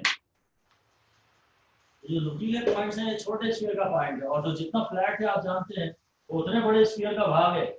अर्थ की सरफेस को हम लोग प्लेन मानते हैं क्योंकि उसका रेडियस तो 6400 किलोमीटर है ना. जो जिसका रेडियस कम है वो ज्यादा शार्प है. जो शार्प पॉइंट है वो छोटे स्फीयर का पार्ट है. ये छोटे स्फीयर का पार्ट है. ये बहुत बड़े स्फीयर का पार्ट दिख रहा है मुझे. जो नुकीले पॉइंट है वो छोटे स्फीयर के पॉइंट है, और जिनका रेडियस कम है वहाँ सिग्मा ज्यादा है. बस फाइनल लिख दीजिए. फाइनल फैसला लिख दीजिए. Sigma is more at sharp points. ये काफी इंपॉर्टेंट पॉइंट हो गया. जो सिग्मा है, sigma is more at sharp points, और सिग्मा को मैं ऐसे सिग्मा बोल देता हूँ. Sigma is more at sharp points, यानी stigma is more at sharp points. Stigma मतलब क्या होता है ये बताएगा? स्टिग्मा वो मतलब फ्लावर में स्टिग्मा स्टाइल हो. क्या? फिर से बोलो. फ्लावर का रिप्रोडक्टिव पार्ट होता है ना, स्टिग्मा स्टाइल होता अच्छा, आप अपन तो स्टिग्मा वाली बात समझते हैं, जो और ज्यादा जो चुभे, शार्प हो, स्पाइक हो, जिसमें जिसे पेन हो। स्टिग्मा जो है वो थोड़ा शार्प पॉइंट्स होते हैं, और शार्प पॉइंट्स पे सिग्मा ज्यादा है, स्टिग्मा ज्यादा है। उसे याद कराने की कोशिश कर रहा हूँ मैं। जो शार्प पॉइंट्स हैं वहाँ सिग्मा ज्यादा है, बस ऐसा ध्यान रखना चाहता हूँ मैं। जो नुकीले पॉइंट है वहाँ आपको पेन ज्यादा होगा, चुभेगा, वो गड़ेगा, स्पाइक लगेगी आपको। बस नुकीले पॉइंट पे चार्ज डेंसिटी ज्यादा है, नुकीले पॉइंट पे चार्ज डेंसिटी ज्यादा है। तो इसलिए इंटेंसिटी कहाँ ज्यादा रहेगी इस बॉडी में, इंटेंसिटी कहाँ ज्यादा रहेगी, सब जगह आसपास इंटेंसिटी सेम रहेगी कि नुकीले पॉइंट पे इंटेंसिटी ज्यादा रहेगी। इंटेंसिटी का फॉर्मूला ये है, तो जहाँ सिग्मा ज्यादा है वहाँ इंटेंसिटी ज्यादा है। लिख दीजिए, E near the sharp points will be more, E near the sharp points will be more। जो नुकीले पॉइंट है जहाँ सिग्मा ज्यादा है वहाँ चुभेगा आपको वो ज्यादा, नुकीला पॉइंट है तो चुभेगा, और अगर वो चुभेगा तो चीख निकलेगी ई, तो ई ज्यादा होगा। नुकीले कटीले तार हैं वहां सिग्मा ज्यादा है, स्टिग्मा ज्यादा है, पेन ज्यादा है, ई ज्यादा है। नुकीले पॉइंट्स के आसपास इलेक्ट्रिकल फील्ड की इंटेंसिटी ज्यादा है। इसके बाद में एक इंटरेस्टिंग डिस्कशन आपसे कर रहा हूं, और वो है डाइलेक्ट्रिक ब्रेकडाउन। डाइलेक्ट्रिक ब्रेकडाउन, तो डाइलेक्ट्रिक का मतलब होता है इंसुलेटर। डाइलेक्ट्रिक का मतलब इंसुलेटर। आप जानते हैं इसमें न्यूक्लियस के आसपास जो इलेक्ट्रॉन्स हैं, they are very tightly bound to the force of nucleus. लिख दीजिए, डाइलेक्ट्रिक में, इंसुलेटर में, the electrons are bound tightly to nucleus.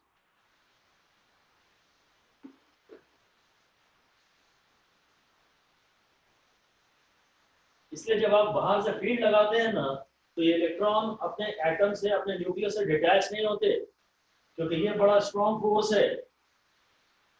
पर खैर, अगर मैं सफिशिएंटली स्ट्रॉन्ग फील्ड लगाऊं, बहुत स्ट्रॉन्ग फील्ड लगाऊं, तो जितना फोर्स यहाँ लग रहा है उससे ज्यादा बाहर की तरफ लग सकता है। हर सब्सटेंस को आप, हर इंसुलेटर को आप कंडक्टिंग बना सकते हैं, सफिशिएंट फील्ड लगा दें। लिख दीजिए, एक लाइन लिख दीजिए, however at sufficient high E, sufficiently high electrical field, sufficiently high electrical field, all substances can be made conducting. At sufficiently high electrical field, all substances can be made conducting. Sufficiently अगर high E लगा दें तो हर substance को conducting बनाया जा सकता है। और जिस इंटेंसिटी पे ये सब्सटेंस कंडक्टिंग बनता है, उस इंटेंसिटी को डाइलेक्ट्रिक स्ट्रेंथ कहते हैं।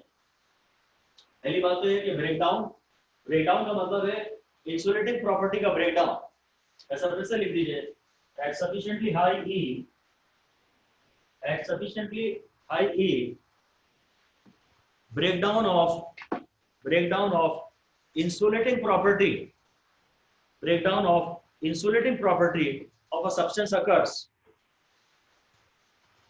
Breakdown of insulating property of a substance occurs.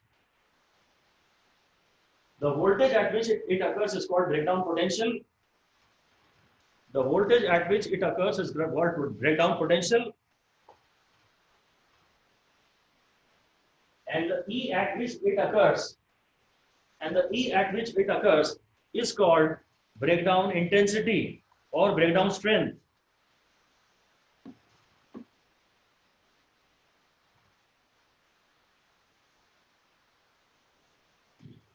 The intensity at which this occurs is called breakdown intensity या breakdown strength या dielectric strength. ठीक है? अगर आप सफिशिएंटली हाई फील्ड लगा देंगे तो जितने भी इंसुलेटर्स हैं सभी को कंडक्टर बनाया जा सकता है, उनकी इंसुलेटिंग प्रॉपर्टी का ब्रेक डाउन हो रहा है, इसलिए इसमें वर्ड यूज किया है ब्रेक डाउन। जिस वोल्टेज पे ऐसा हो रहा है वो है ब्रेक डाउन वोल्टेज, जिस इंटेंसिटी पे ऐसा हो रहा है वो है ब्रेक डाउन स्ट्रेंथ। ठीक है,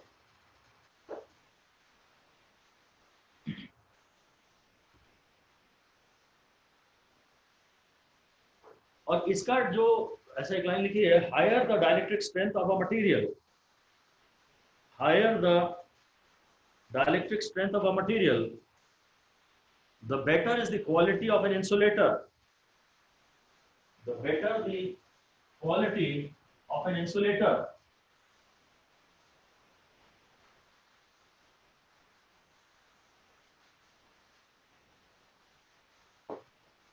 But it has no relation with dielectric constant. It has no relation with dielectric constant. Directly हम इनके बीच में कोई रिलेशन नहीं बता सकते कि जिसका डाइलेक्ट्रिक कांस्टेंट ज्यादा होगा उसकी डाइलेक्ट्रिक स्ट्रेंथ ज्यादा होगी, ऐसा कोई जरूरी नहीं है। हालांकि दोनों ही उनकी इंसुलेशन की कैपेसिटी के ही एक मेजर हैं, बट इनमें डायरेक्टली कोई रिलेशन नहीं। जो ब्रेकडाउन स्ट्रेंथ है और जो डाइलेक्ट्रिक कांस्टेंट है वो दोनों अलग चीजें हैं। जो डाइलेक्ट्रिक कांस्टेंट था वो तो रिलेटिव परमिटिविटी था, डी परमिटिविटी में उसे कहता था। तो किसी सब्सटेंस के अंदर चार्ज इंड्यूस हो जाता था, पोलराइजेशन हो जाता था और अंदर फील्ड काफी कम हो जाती थी।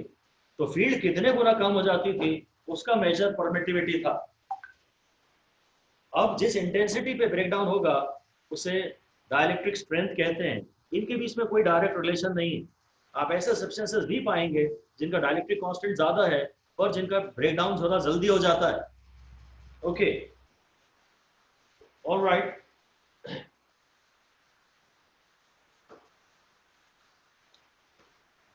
आगे लाइन लिख दीजिए कि डाइलेक्ट्रिक स्ट्रेंथ ऑफ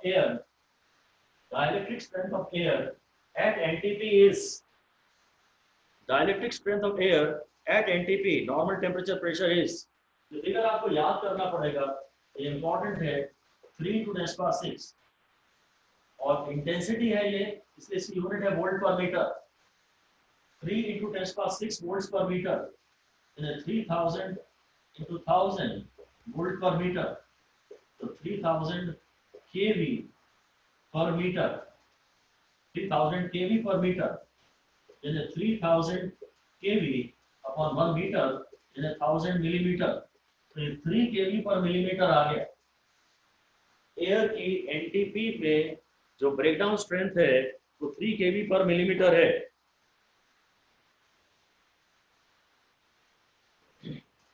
अगर एयर में कहीं भी ऐसे दो पॉइंट्स आप पकड़ लें जिनके बीच में डिस्टेंस 1 मिलीमीटर है और उन दो पॉइंट्स के बीच में, यहाँ मैं एक मेटालिक शीट ले लेता हूँ, एक मेटालिक शीट ये है, एक मेटालिक शीट ये है, एक को कहीं पॉजिटिव से जोड़ दिया, एक को नेगेटिव से जोड़ दिया, और इनके बीच में 3000 वोल्ट का, अगर इनके बीच में गैप 1 मिलीमीटर का है और मैंने 3000 वोल्ट इनके बीच में पोटेंशियल डिफरेंस लगा दिया, तो बीच की जो एयर है ना वो कंडक्टिंग बन जाएगी। बीच की जो एयर है वो कंडक्टिंग बन जाएगी। गाड़ियों के जो इंटरनल कंबशन इंजन है, इनके जो पेट्रोल डीजल इंजन है, इनमें यही होता है। आप जानते हैं इन गाड़ियों में कार्बोरेटर है, स्पार्क प्लग वगैरह होता है। कार्बोरेटर में एयर और पेट्रोल का मिक्सचर बनता है, एटमॉस्फेयर से एयर लेता है, ये पेट्रोल उसमें है ही, एयर पेट्रोल मिक्सचर बनता है। और जब आप किक मारते हैं या इग्निशन ऑन करते हैं तो इंडक्शन कॉइल से करीब 10,000 वोल्ट पैदा हो जाता है, 10,000 वोल्ट का डीसी पैदा हो जाता है। तो वोल्टेज जो है वो 3000, 4000, 5000 या 10,000 वोल्ट के करीब तो आपने पैदा कर लिया। और स्पार्क प्लग के जो दो इलेक्ट्रोड्स हैं, एनोड कैथोड, उनके बीच में गैप 1 मिलीमीटर की रेंज का है बस, तो फिर 3 kV पर मिलीमीटर की इंटेंसिटी पैदा हो गई ना। गैप है 1 मिलीमीटर की रेंज का और पोटेंशियल डिफरेंस आपने इंडक्शन कॉइल से 3 kV पैदा कर दिया, इंटेंसिटी 3 kV पर मिलीमीटर पैदा हो गई, तो बीच की एयर कंडक्टिंग बन जाती है। एक प्लेट का चार्ज दूसरी प्लेट में चार्ज जाता है और बीच में फिर स्पार्किंग होती है, और एयर और पेट्रोल का मिक्सचर है ही, वो फिर इग्नाइट हो जाता है, वो फायर कैच कर लेता है और फिर उससे हीट एनर्जी रिलीज होती है जिसे आप मैकेनिकल एनर्जी में कन्वर्ट कर लेते हैं। ये बातें हमारे लिए इस समय जानना जरूरी नहीं है, इसलिए मैंने डिक्टेट नहीं कर रहा, पर स्पार्क प्लग अगर आपने देखा हो तो आप कभी कभी उसका गैप एडजस्ट करते हैं मोपेड्स वगैरह में, जहाँ वो एक्सेसिबल रहता है, तो 3 kV पर मिलीमीटर का अगर पोटेंशियल डिफरेंस पैदा हो गया तो एयर का ब्रेकडाउन हो जाएगा, एयर इंसुलेटर की बजाय कंडक्टर बन जाएगी, फिर चार्ज हवा में से बहेगा। बस इसमें ये एक बात जानने लायक, ठीक है लिख दीजिए, at high pressure the breakdown strength of air increases. High pressure पर जो ब्रेकडाउन स्ट्रेंथ है एयर की वो इंक्रीज हो रही है, because mean free path of electrons decreases. ये फिर भी थोड़ी बहुत काम की बात है। मीन फ्री पाथ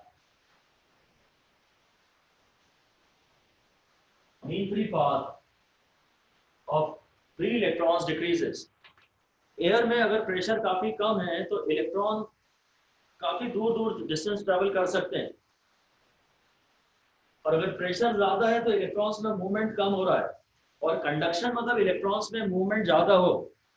अगर प्रेशर आपने बढ़ा दिया तो आपको और ज्यादा फील्ड लगानी पड़ेगी, तब जाके इलेक्ट्रॉन्स मोशन में आ पाएंगे। एनीवे बस ऐसे ही याद कर लीजिए, रीजन की जरूरत नहीं है।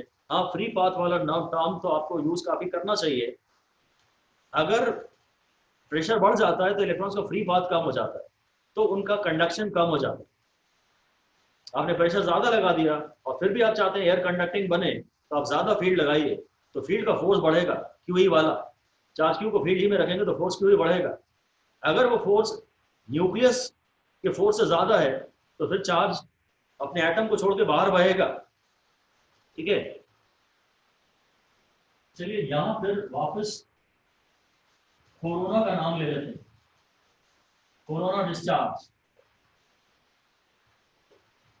डिस्चार्ज एक्चुअली तो ये भी कोई खास इंपॉर्टेंट नहीं है, पर टर्मिनोलॉजी आपके पास सारी होनी चाहिए,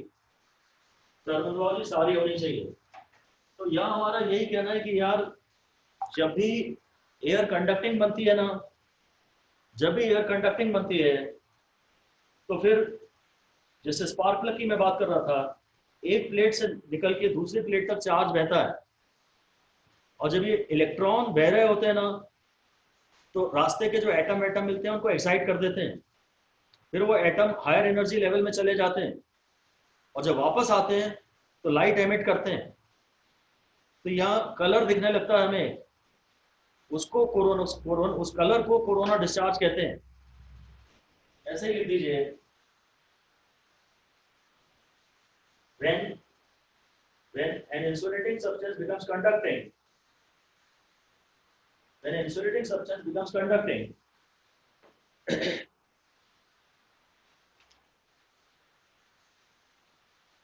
the air in the vicinity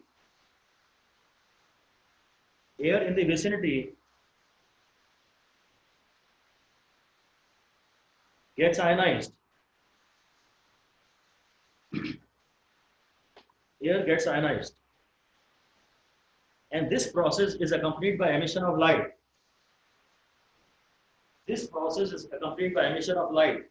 वो रीजन आप जानते हैं, इलेक्ट्रॉन इस एनर्जी को एब्जॉर्ब करके हायर ऑर्बिट में जाएंगे, और वहां से जब लौटेंगे तो फिर वो एनर्जी रेडिएट करेंगे, और अगर वो स्पेक्ट्रम के विजिबल पार्ट में हुई तो आपको वहां कलर्स दिखाई देंगे, उसको कोरोना डिस्चार्ज कहते हैं। ठीक है, जहां भी बहुत हाई वोल्टेज होता है, जहां भी कुछ वायर्स में अगर अर्ली मॉर्निंग अगर आप देखें तो वायर्स के आसपास कुछ ब्लूइश लाइट दिख सकती है, वो ये कोरोना डिस्चार्ज ही है।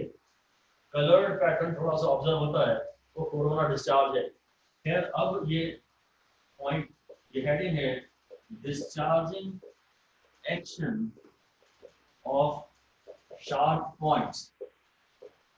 Discharging action of sharp points. Discharging action of sharp points. ये फिर भी थोड़ा बहुत काम का है, ढंग से एक बार सुना हुआ हो आपका बस। तो शार्प पॉइंट्स के बारे में हम ये डिस्कस कर ही चुके हैं कि भाई जहाँ शार्प पॉइंट्स रहेंगे वहां पे बेसिकली सिग्मा ज्यादा है, क्योंकि V तो सेम है सबका और सिग्मा ज्यादा है, सिग्मा ज्यादा है तो E ज्यादा है।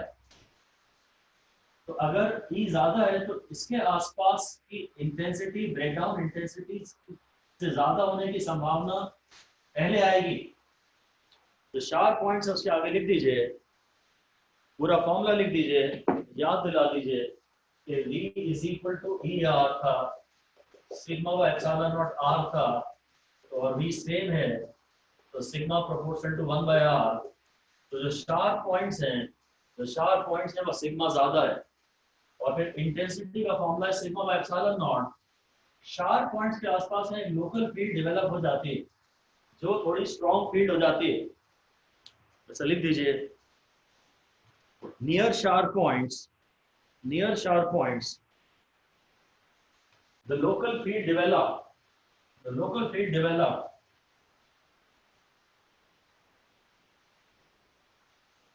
has more chances of exceeding the breakdown strength of air, has more chances of exceeding the breakdown strength of air.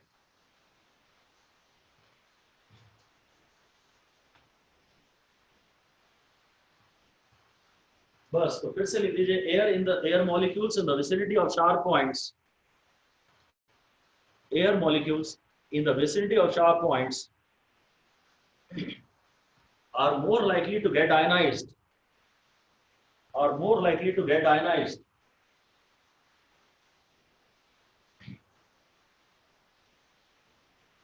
अगर एक बॉडी पे चार्ज है, अगर एक बॉडी पे चार्ज है और उसके पास कुछ नुकीले पॉइंट हैं, तो यहाँ वो इंटेंसिटी ज्यादा पैदा करेगा, और ये ब्रेकडाउन इंटेंसिटी से अगर ज्यादा हुई तो चार्ज यहाँ से निकल जाए, लीक कर जाएगा ना। ये एयर कंडक्टिंग है। अभी तक जब हम इसे चार्ज देते थे तो चार्ज यहाँ स्किन के आके रुक जाता था, बाहर नहीं जा पाता था क्योंकि बाहर इंसुलेटर था। यहाँ की एयर कंडक्टिंग है तो यहाँ से पूरी बॉडी का चार्ज बाहर निकल जाए, उसको आप discharging action of sharp points कहते हैं। लिख दीजिए charge leaks from the body, charge of the body leaks from sharp points, charge of the body leaks from sharp points in the surrounding air, in the surrounding air. This is called discharging action of sharp points. ये नाम थोड़ा बहुत पता हुआ होना चाहिए, हालांकि theory है इसलिए बहुत ज्यादा काम की नहीं है, अनलेस अनटिल थियरी के या कॉन्सेप्चुअल कुछ क्वेश्चंस आपको आए। ज्यादा काम की चीजें हमेशा सिर्फ मैथमेटिक्स और इक्वेशंस हैं, थियरी बहुत ज्यादा काम की नहीं है। और थियरी तो आप क्वेश्चन के जरिए ही रिवाइज करेंगे तो वो याद होगी। थियरी क्वेश्चन के जरिए 1 2 3 4 बार में रिवाइज हो जाएगी, और न्यूमेरिकल्स बहुत सारे जब आप करेंगे तब आपके मार्क्स आना शुरू होंगे। ऑलराइट, एनीवे हेडिंग दे दीजिए devices based on discharging action of sharp points, devices based on discharging action of sharp points. ये भी ज्यादा कुछ खास इंपॉर्टेंट बातें हैं नहीं। लाइटनिंग अरेस्टर, नॉलेज जितनी हो उतना ठीक है क्योंकि कॉन्सेप्चुअल क्वेश्चंस ही आते तो हैं ही। लाइटनिंग अरेस्टर, और ये तो खैर डेली लाइफ के एक इम्पॉर्टेंट एस्पेक्ट है, ये तो आपको वैसे भी पता ही होना चाहिए, ये आप जानते भी हैं ऑलरेडी। लाइटनिंग अरेस्टर, जो टॉल बिल्डिंग्स हैं या जो हिस्टोरिकल इंपॉर्टेंस की बिल्डिंग्स हैं, इन पे बिजली ना गिर जाए इसके लिए हम इनके साइड से काफी ऊपर आसमान में एक रॉड, मेटालिक रॉड ले जाते हैं, उसका टिप जो है वो नुकीला बना लेते हैं और वो मेटालिक है, और उसको साइड से ले जाके अर्थ में अंदर गहरा गड्ढा खोद के उस वायर को, उस रॉड को अर्थ में गाड़ देते हैं। ठीक है, मेटालिक रॉड है, उसका टिप जो है वो शार्प पॉइंट है और अर्थ के अंदर जा रही है। और अब ऊपर अगर कहीं से बादल गुजरा, अगर ये शार्प पॉइंट है और यहाँ से कहीं इसके आसपास क्लाउड गुजर रहा है, तो क्लाउड इसके आसपास की एयर का ब्रेकडाउन तो नहीं हो सकता, इसमें चार्ज है और ये फ्लैट सरफेस है, इसके आसपास की एयर का ब्रेकडाउन तो नहीं होगा, पर वो चार्ज इंडक्शन, जब यहाँ चार्ज इंड्यूस हो जाएगा ना, अब ये नुकीले पॉइंट पे चार्ज आ गया, और अगर नुकीले पॉइंट पे चार्ज आ गया, शार्प पॉइंट पे चार्ज आ गया, तो यहाँ की एयर कंडक्टिंग बन जाएगी। चार्ज वहां से यहाँ आया और ये कंडक्टिंग बन गई, तो फिर चार्ज पूरा यहाँ आ गया और इससे बह के अर्थ में चला गया, ऐसा कुछ है। ये भी कोई खास लिखने की आवश्यकता तो नहीं है, समझ गए आप इसे तो काफी है। एक आध लाइन कुछ लिख दीजिए, आप लिख दीजिए लाइटनिंग अरेस्टर, आपने हेडिंग दी है, लिख दीजिए these are metallic rods, these are metallic rods having sharp pointed objects at the tip, at the top, pointed object at the top.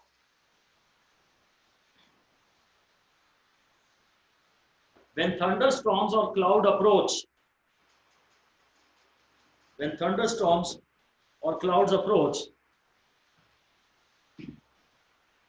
their charge gets induced on the tip of the rod.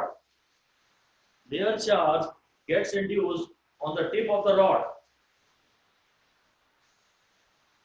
And the surrounding air gets ionized. Surrounding air gets ionized. These rods provide easy defined path. These rods provide easy defined path to the earth. To the earth. Earth को highlight कर लीजिए, to the earth. That bypasses the structure, the building structure. That bypasses the building structure. तो building पे बिजली गिरने के बजाय वो अर्थ में चली जाती है। अपन जानते हैं अर्थ कंडक्टिंग स्फीयर है, पूरा कंडक्टिंग मानते हैं हम उसको।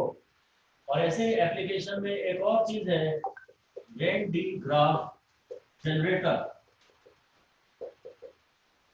ये एग्जैक्टली सिलेबस में हमारे है तो नहीं, पर ये किसी भी न्यूमेरिकल में या ऑप्शन में इसका नाम ले सकते हैं, और आपने नाम नहीं सुना हुआ होगा तो आप थोड़ा परेशान हो जाएंगे। हमें इससे कोई खास मतलब नहीं है आजकल, अब ये सिलेबस में नहीं रहा। ये वेन डी ग्राफ जो जनरेटर है, ये हाई डीसी वोल्टेज जनरेटर है। मेगा वोल्ट तक इसमें 10.6 वोल्ट तक का वोल्टेज जनरेट कर लेते हैं, और इस वोल्टेज से फिर पार्टिकल्स को एक्सीलरेट करते हैं। ये पार्टिकल एक्सीलरेटर है। चार्ज क्यू का वोल्टेज V से एक्सीलरेट करो तो उसमें एनर्जी क्यू भी आती है ना, तो एनर्जी के किसी सवाल में वो नाम वेन डी ग्राफ जनरेटर का दे देगा। ये पार्टिकल को अगर एक्सीलरेट करना है, कोई चार्ज पार्टिकल को, तो आप उस पर हाई वोल्टेज लगाइए, और बहुत सारा हाई वोल्टेज आप लाएंगे कहाँ से, क्योंकि इससे ज्यादा वोल्टेज देने पर तो एयर का ब्रेकडाउन हो जाता है। इससे ज्यादा वोल्टेज देने पर एयर का ब्रेकडाउन हो जाता है। तो somehow we manage, इसकी मदद से, जो कि discharging action of sharp points पे बेस्ड है, हम इस पर वोल्टेज 3 की जगह 5 मेगावोल्ट या 10 मेगावोल्ट या 20 मेगावोल्ट तक भी चले जाते हैं। ब्रेकडाउन को थोड़ा अवॉइड कर लेते हैं। बेसिकली बस पार्टिकल एक्सीलरेटर या वेन डी ग्राफ जनरेटर में हाई वोल्टेज जनरेट होता है, इसमें हाई वोल्टेज जनरेट होता है, बस इतना सा नाम आपको पता हो, और इसका यूज है पार्टिकल एक्सीलरेटर। चार्ज क्यू को हाई वोल्टेज V से एक्सीलरेट करेंगे तो उसमें बहुत हाई एनर्जी आ जाएगी, बहुत हाई वेलोसिटी आ जाएगी। और अब एक लास्ट कॉन्सेप्ट है आज की क्लास के लिए, और वो है अर्थिंग। काफी ज्यादा यूजफुल रहेगा ये हमारे लिए, न्यूमेरिकल्स में पूरी कहानी बदल देगा। और अभी हमने अर्थिंग के बारे में थोड़ी बहुत बात तो कर ही ली जब लाइटनिंग अरेस्टर की एक्सप्लेनेशन दी। लाइटनिंग अरेस्टर में पूरा का पूरा चार्ज अर्थ में चला गया था, बस यही है। लिख दीजिए, earth is a good conductor of electricity.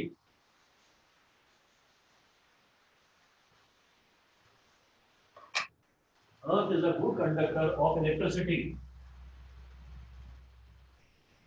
and due to its large size,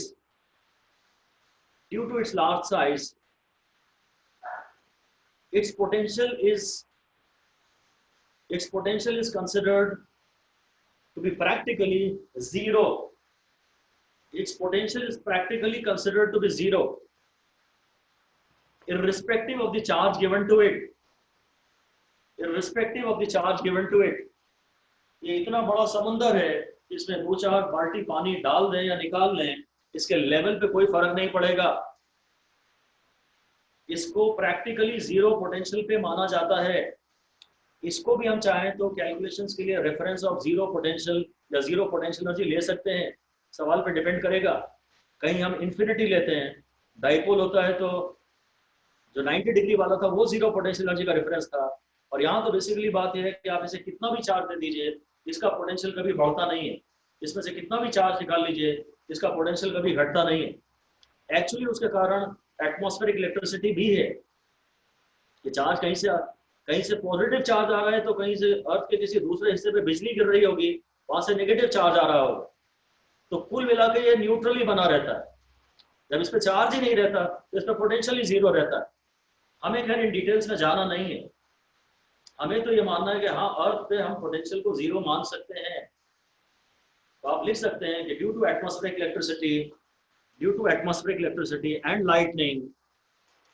lightning some part of the earth receives positive charge and some part of the earth receives negative charge. On the whole, it can be considered to be it can be considered to be neutral throughout. तो बस जब charge ही नहीं है तो potential कैसा। और खैर हमें इनके रीजंस में नहीं जाना कि इसका पोटेंशियल प्रैक्टिकली जीरो क्यों है। हम तो समझाने के लिए एक बात आपसे कह सकते हैं कि ऐसा तो कभी भी नहीं हुआ आज तक कि आपने कभी जमीन पे बल्ब रख दिया और एक जगह जाके बल्ब जल रहा, क्योंकि पोटेंशियल तो जीरो ही है। अगर पोटेंशियल होता तो कोई तो बल्ब कभी तो जलता। मतलब सिर्फ ऐसे ही समझाने के लिए बात की जा सकती है, स्ट्रिक्टली सही बात ही नहीं है, पर समझाने के लिए कही जा सकती है कि हाँ अर्थ जीरो पोटेंशियल पे है। नहीं तो मैं बल्ब की बात कर सकता हूँ कि बल्ब कभी तो कहीं तो जलता, पर पोटेंशियल उसका जीरो है। ठीक है। अब अगर किसी भी कंडक्टर को, किसी भी कंडक्टिंग बॉडी को अर्थ से जोड़ दिया जाए, तो एक बॉडी हाई पोटेंशियल पे है और एक लो पोटेंशियल पे है। चार्ज हाई से लो बहेगा तब तक जब तक दोनों सेम पोटेंशियल पे ना हो जाए। अगर एक बॉडी का 5 वोल्ट पोटेंशियल है और अर्थ का 0 है और मैं इन दोनों को जोड़ दूं तो चार्ज हाई से लो तक बहेगा तब तक जब तक दोनों का बराबर ना हो जाए। पर अर्थ का पोटेंशियल तो कभी 0 के अलावा और कुछ हो भी नहीं सकता, यही मान के हम सारे न्यूमेरिकल सॉल्व करेंगे। तो जो हाई मैंने 5 वोल्ट की बॉडी को अगर अर्थ से जोड़ा है तो फाइनली दोनों के पोटेंशियल सेम होंगे, पर अर्थ का पोटेंशियल 0 ही रहेगा, इसलिए उस बॉडी का पोटेंशियल भी 0 ही हो जाएगा। बस ऐसा लिख दीजिए आप, इसे थंब रूल बना के हम यूज करेंगे। लिख दीजिए if a conducting body is connected to earth, if a conducting body is connected to earth, its potential becomes same as that of earth. Its potential becomes same as that of earth. That is 0. Because potential of earth can never be any different than 0. आप उसे कितना भी charge दे दें, अर्थ का potential तो हम 0 ही मानते हैं। कितना भी चार्ज दे दें, अर्थ का पोटेंशियल तो हम 0 ही मानते हैं। ये क्वेश्चन है, आपसे कहा जाता है एक पॉजिटिव प्लेट है, ए, इसको मैं अर्थ से कनेक्ट कर देता हूँ। अर्थिंग का ये सिंबल है कि अर्थ में आपने गड्ढा खोदा और ऐसा गहरा जाते गए आप और उसमें मेटेलिक प्लेट आपने गाड़ दी, गहरी मेटेलिक प्लेट आप अर्थ में गाड़ देते हैं। ये अर्थिंग का सिंबल है और अर्थिंग को ग्राउंडिंग भी कहते हैं। ग्राउंड कर दिया, अर्थ कर दिया। ठीक है। कहीं आप करते हैं टचवुड, कहीं आप करते हैं ग्राउंडिंग। तो आप टचवुड करते हैं तो जो आपका चार्ज है या जो भी है आपके पास, वो आप चाहते हैं कि बह ना जाए अर्थ में, और वरना हर चीज हर जिसमें भी पोटेंशियल है ऐसी पूरी चीज अर्थ में बह जाती है और आपके पास कुछ नहीं बचता। तो खैर इस प्लेट को जब आपने ए से ग्राउंड से जोड़ दिया तो फाइनली पोटेंशियल क्या होगा प्लेट का? 0 होगा 0। इस बीच चार्ज कहां से कहां जाएगा? अर्थ से प्लेट में। हाँ, अर्थ से प्लेट में जाएगा। ये जवाब सही है। एक्चुअली ये जो पॉजिटिव चार्ज है, this is showing deficit of electrons. यहाँ इलेक्ट्रॉन्स कम है, तो फिर अर्थ से इलेक्ट्रॉन आएंगे और इस कमी को पूरा कर देंगे। लिख दीजिए electrons will flow from earth to the plate, electrons will flow from earth to the plate, earth to the plate and will reduce the charge of plate to be zero, will reduce the charge of the plate to be zero. एक बात ध्यान से समझ लीजिए कि हम plate के charge के बारे में कुछ कहना नहीं चाह रहे। अर्थिंग अगर की है तो सिर्फ एक बात हमारे दिमाग में आए और वो ये कि इसका पोटेंशियल जीरो है, इसका चार्ज जीरो हो भी सकता है और नहीं भी हो सकता। ये लाइन वार्निंग के रूप में लिख दीजिए। When a body is earth, when a body is earth, conducting body of course, its potential becomes zero. Its potential becomes zero. Its charge may or may not. इसका पोटेंशियल जीरो होता है, charge के बारे में कोई guarantee नहीं है, इसका चार्ज जीरो हो भी सकता है, नहीं भी हो सकता। अगर ये आइसोलेटेड कंडक्टर है, अगर ये अकेला है, इसके आसपास कुछ और नहीं है, तो फिर इसका चार्ज भी जीरो हो जाएगा और पोटेंशियल भी जीरो हो जाएगा। पर अगर इसके आसपास कुछ और है तो फिर उसके कारण भी तो यहाँ पोटेंशियल है ना, तो खुद का पोटेंशियल प्लस पड़ोसी का पोटेंशियल, टोटल पोटेंशियल जीरो होना चाहिए। लिख दीजिए इस बात को। When an isolated body is connected to earth, isolated body is connected to earth, its charge as well as its potential becomes zero. Isolated body को अर्थ से जोड़ते हैं, इसका चार्ज और इसका पोटेंशियल दोनों जीरो हो जाते हैं।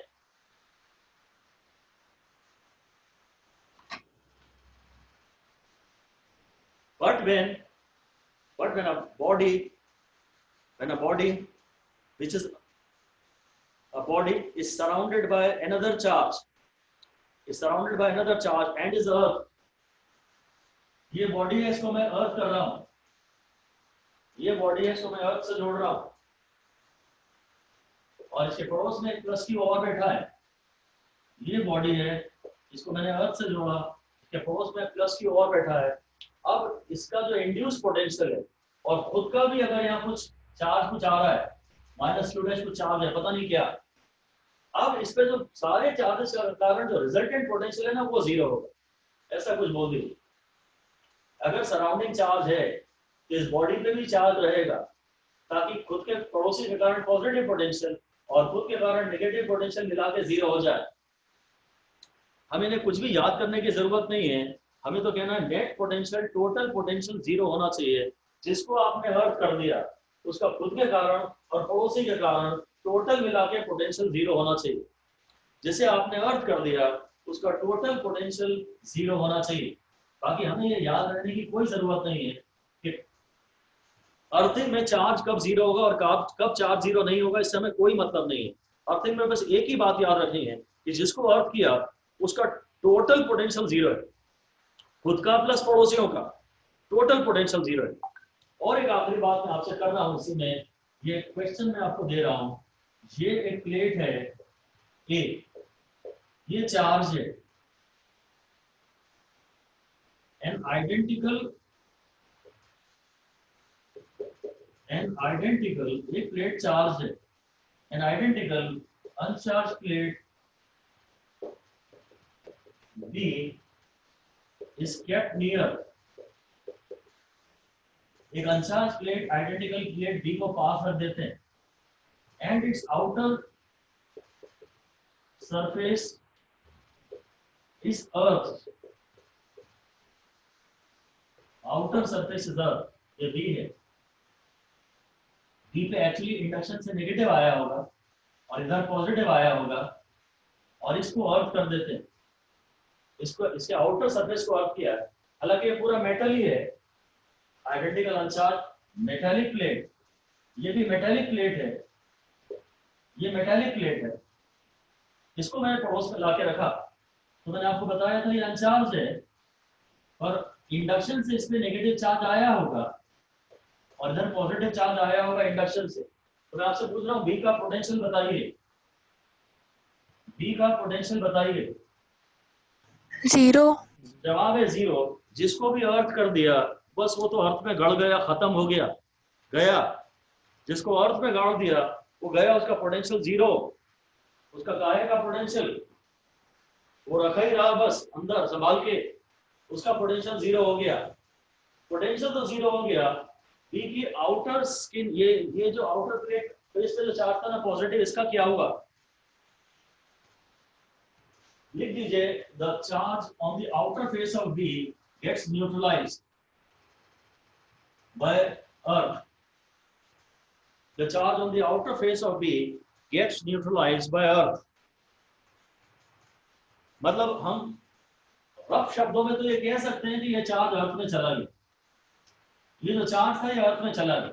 हालांकि मुझे पता है इलेक्ट्रॉन्स वहां से आए हैं, पर यहाँ चार्ज था और अब नहीं है, तो चाहो तो ये भी बोल सकते हो कि भाई ये अर्थिंग कर दी तो ये चार्ज अर्थ में चला गया। ये बात तो ठीक है, ये तो समझ में आती है। असली बात यह कि इसकी इनर साइड का जो चार्ज है उसका क्या होगा, ये सबसे शानदार बात है। बी की इनर साइड का जो चार्ज है, हालांकि ये मेटालिक है, मैंने जोर देके कहा था आपसे ये मेटालिक है, इसको अर्थ किया है आपने, यहाँ का चार्ज तो अर्थ पे चला गया, इस चार्ज का क्या होगा? मेटालिक है, कंडक्शन पॉसिबल है, कंडक्शन हो सकता है, इस चार्ज का क्या होगा? ये चार्ज यहाँ रहेगा या नहीं? नहीं रहेगा।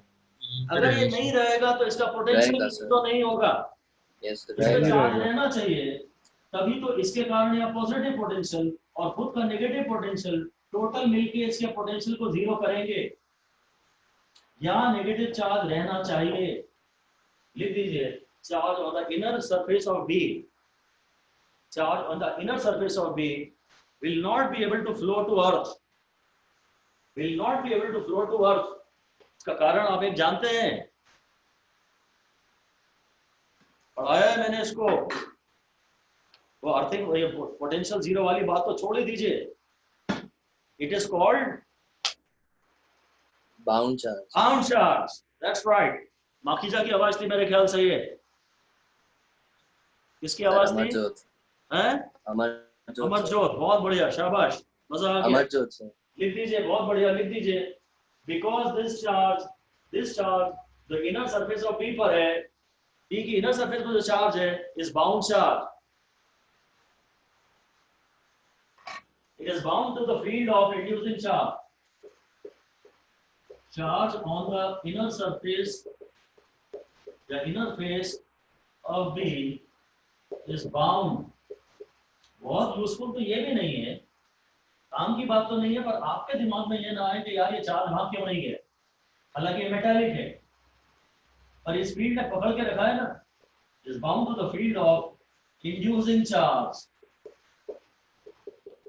यह आपसे एग्जाम में शायद ही कभी कोई पूछे, और आपको कॉन्फिडेंस तभी आएगा जब आपको आपके मन में डाउट नहीं तो बार बार आता रहेगा कि ये चार्ज अर्थ में क्यों नहीं चला गया, जबकि ये कंडक्टिंग पाथ प्रोवाइड कर रहा था, और ये फील्ड ने पकड़ के रखा है ना।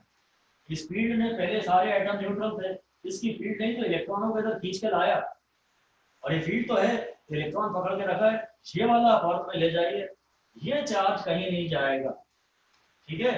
और तभी तो हम ये भी समझते हैं कि अगर ये चार्ज कहीं नहीं जाएगा, तभी हमें समझ में आता है कि भाई यहाँ पर पड़ोसी के कारण पॉजिटिव पोटेंशियल है और खुद के कारण नेगेटिव पोटेंशियल होगा, तो इस पूरे का पोटेंशियल जीरो होने की संभावना है। मैं आपसे अगला क्वेश्चन ये पूछ लेता हूँ, उसमें बात क्लियर हो जाएगी कि what is the potential of the inner surface of B, what is the potential of the inner surface of B, बताइए। बी की जो इनर सरफेस है, यहाँ का पोटेंशियल क्या है? जीरो, वो भी है जीरो। जिसको भी अर्थ कर दिया ना, उसका क्या अंदर और क्या बाहर, जिसको भी अर्थ कर दिया वो तो पूरा ही गया, अर्थ का अनर्थ हो गया। लिख दीजिए, when a conducting body is earth, when a conducting body is earth, charge may appear at some points on the body, charge may appear at some points on the body, but potential on all points of the charge of all points of the earth metallic body will definitely be zero। जो अर्थ metallic body है उसके हर point का potential zero होगा। यहाँ पे मैं zero इसीलिए तो कह रहा हूँ क्योंकि यहाँ खुद के कारण नेगेटिव है और पड़ोसी के कारण पॉजिटिव है, तो टोटल मिला के इसका पोटेंशियल जीरो हुआ ना। जिस बॉडी को अर्थ कर दिया उसमें कहीं चार्ज हो सकता है या नहीं हो सकता हमें पता नहीं है और हम सोचना भी नहीं चाहते। वो कैलकुलेशन से ही डिसाइड होगा, थ्योरी से डिसाइड नहीं होगा। चार्ज है कि नहीं है ये हमें नहीं पता, और एक बात की गारंटी है कि यहाँ का भी पोटेंशियल जीरो, यहाँ का भी पोटेंशियल जीरो, और जहाँ चार्ज दिख रहा है वहां का भी पोटेंशियल जीरो। पोटेंशियल का चार्ज से कोई ताल्लुक नहीं है। इसको अगर आप देख रहे हो तो आप ये ना कहो कि यार ये नेगेटिव पोटेंशियल पे है। पोटेंशियल का इससे ताल्लुक है अर्थिंग से। अगर अर्थ कर दिया तो डेफिनेटली इन सब पॉइंट्स का पोटेंशियल हर हाल में जीरो है, चाहे वो आपको दिख रहा हो या ना दिख रहा हो। That is all. तो दैट्स इट, हो गया। Got it? कोई डाउट है तो पूछिए। Any issues, any discussions? समझ में आया तो थम्स अप कर दीजिए। चलिए फाइन। कोई डाउट बचा हो तो आप you can contact me on WhatsApp. Fine, have a good day, bye bye. Thank you, sir. Thank you, sir.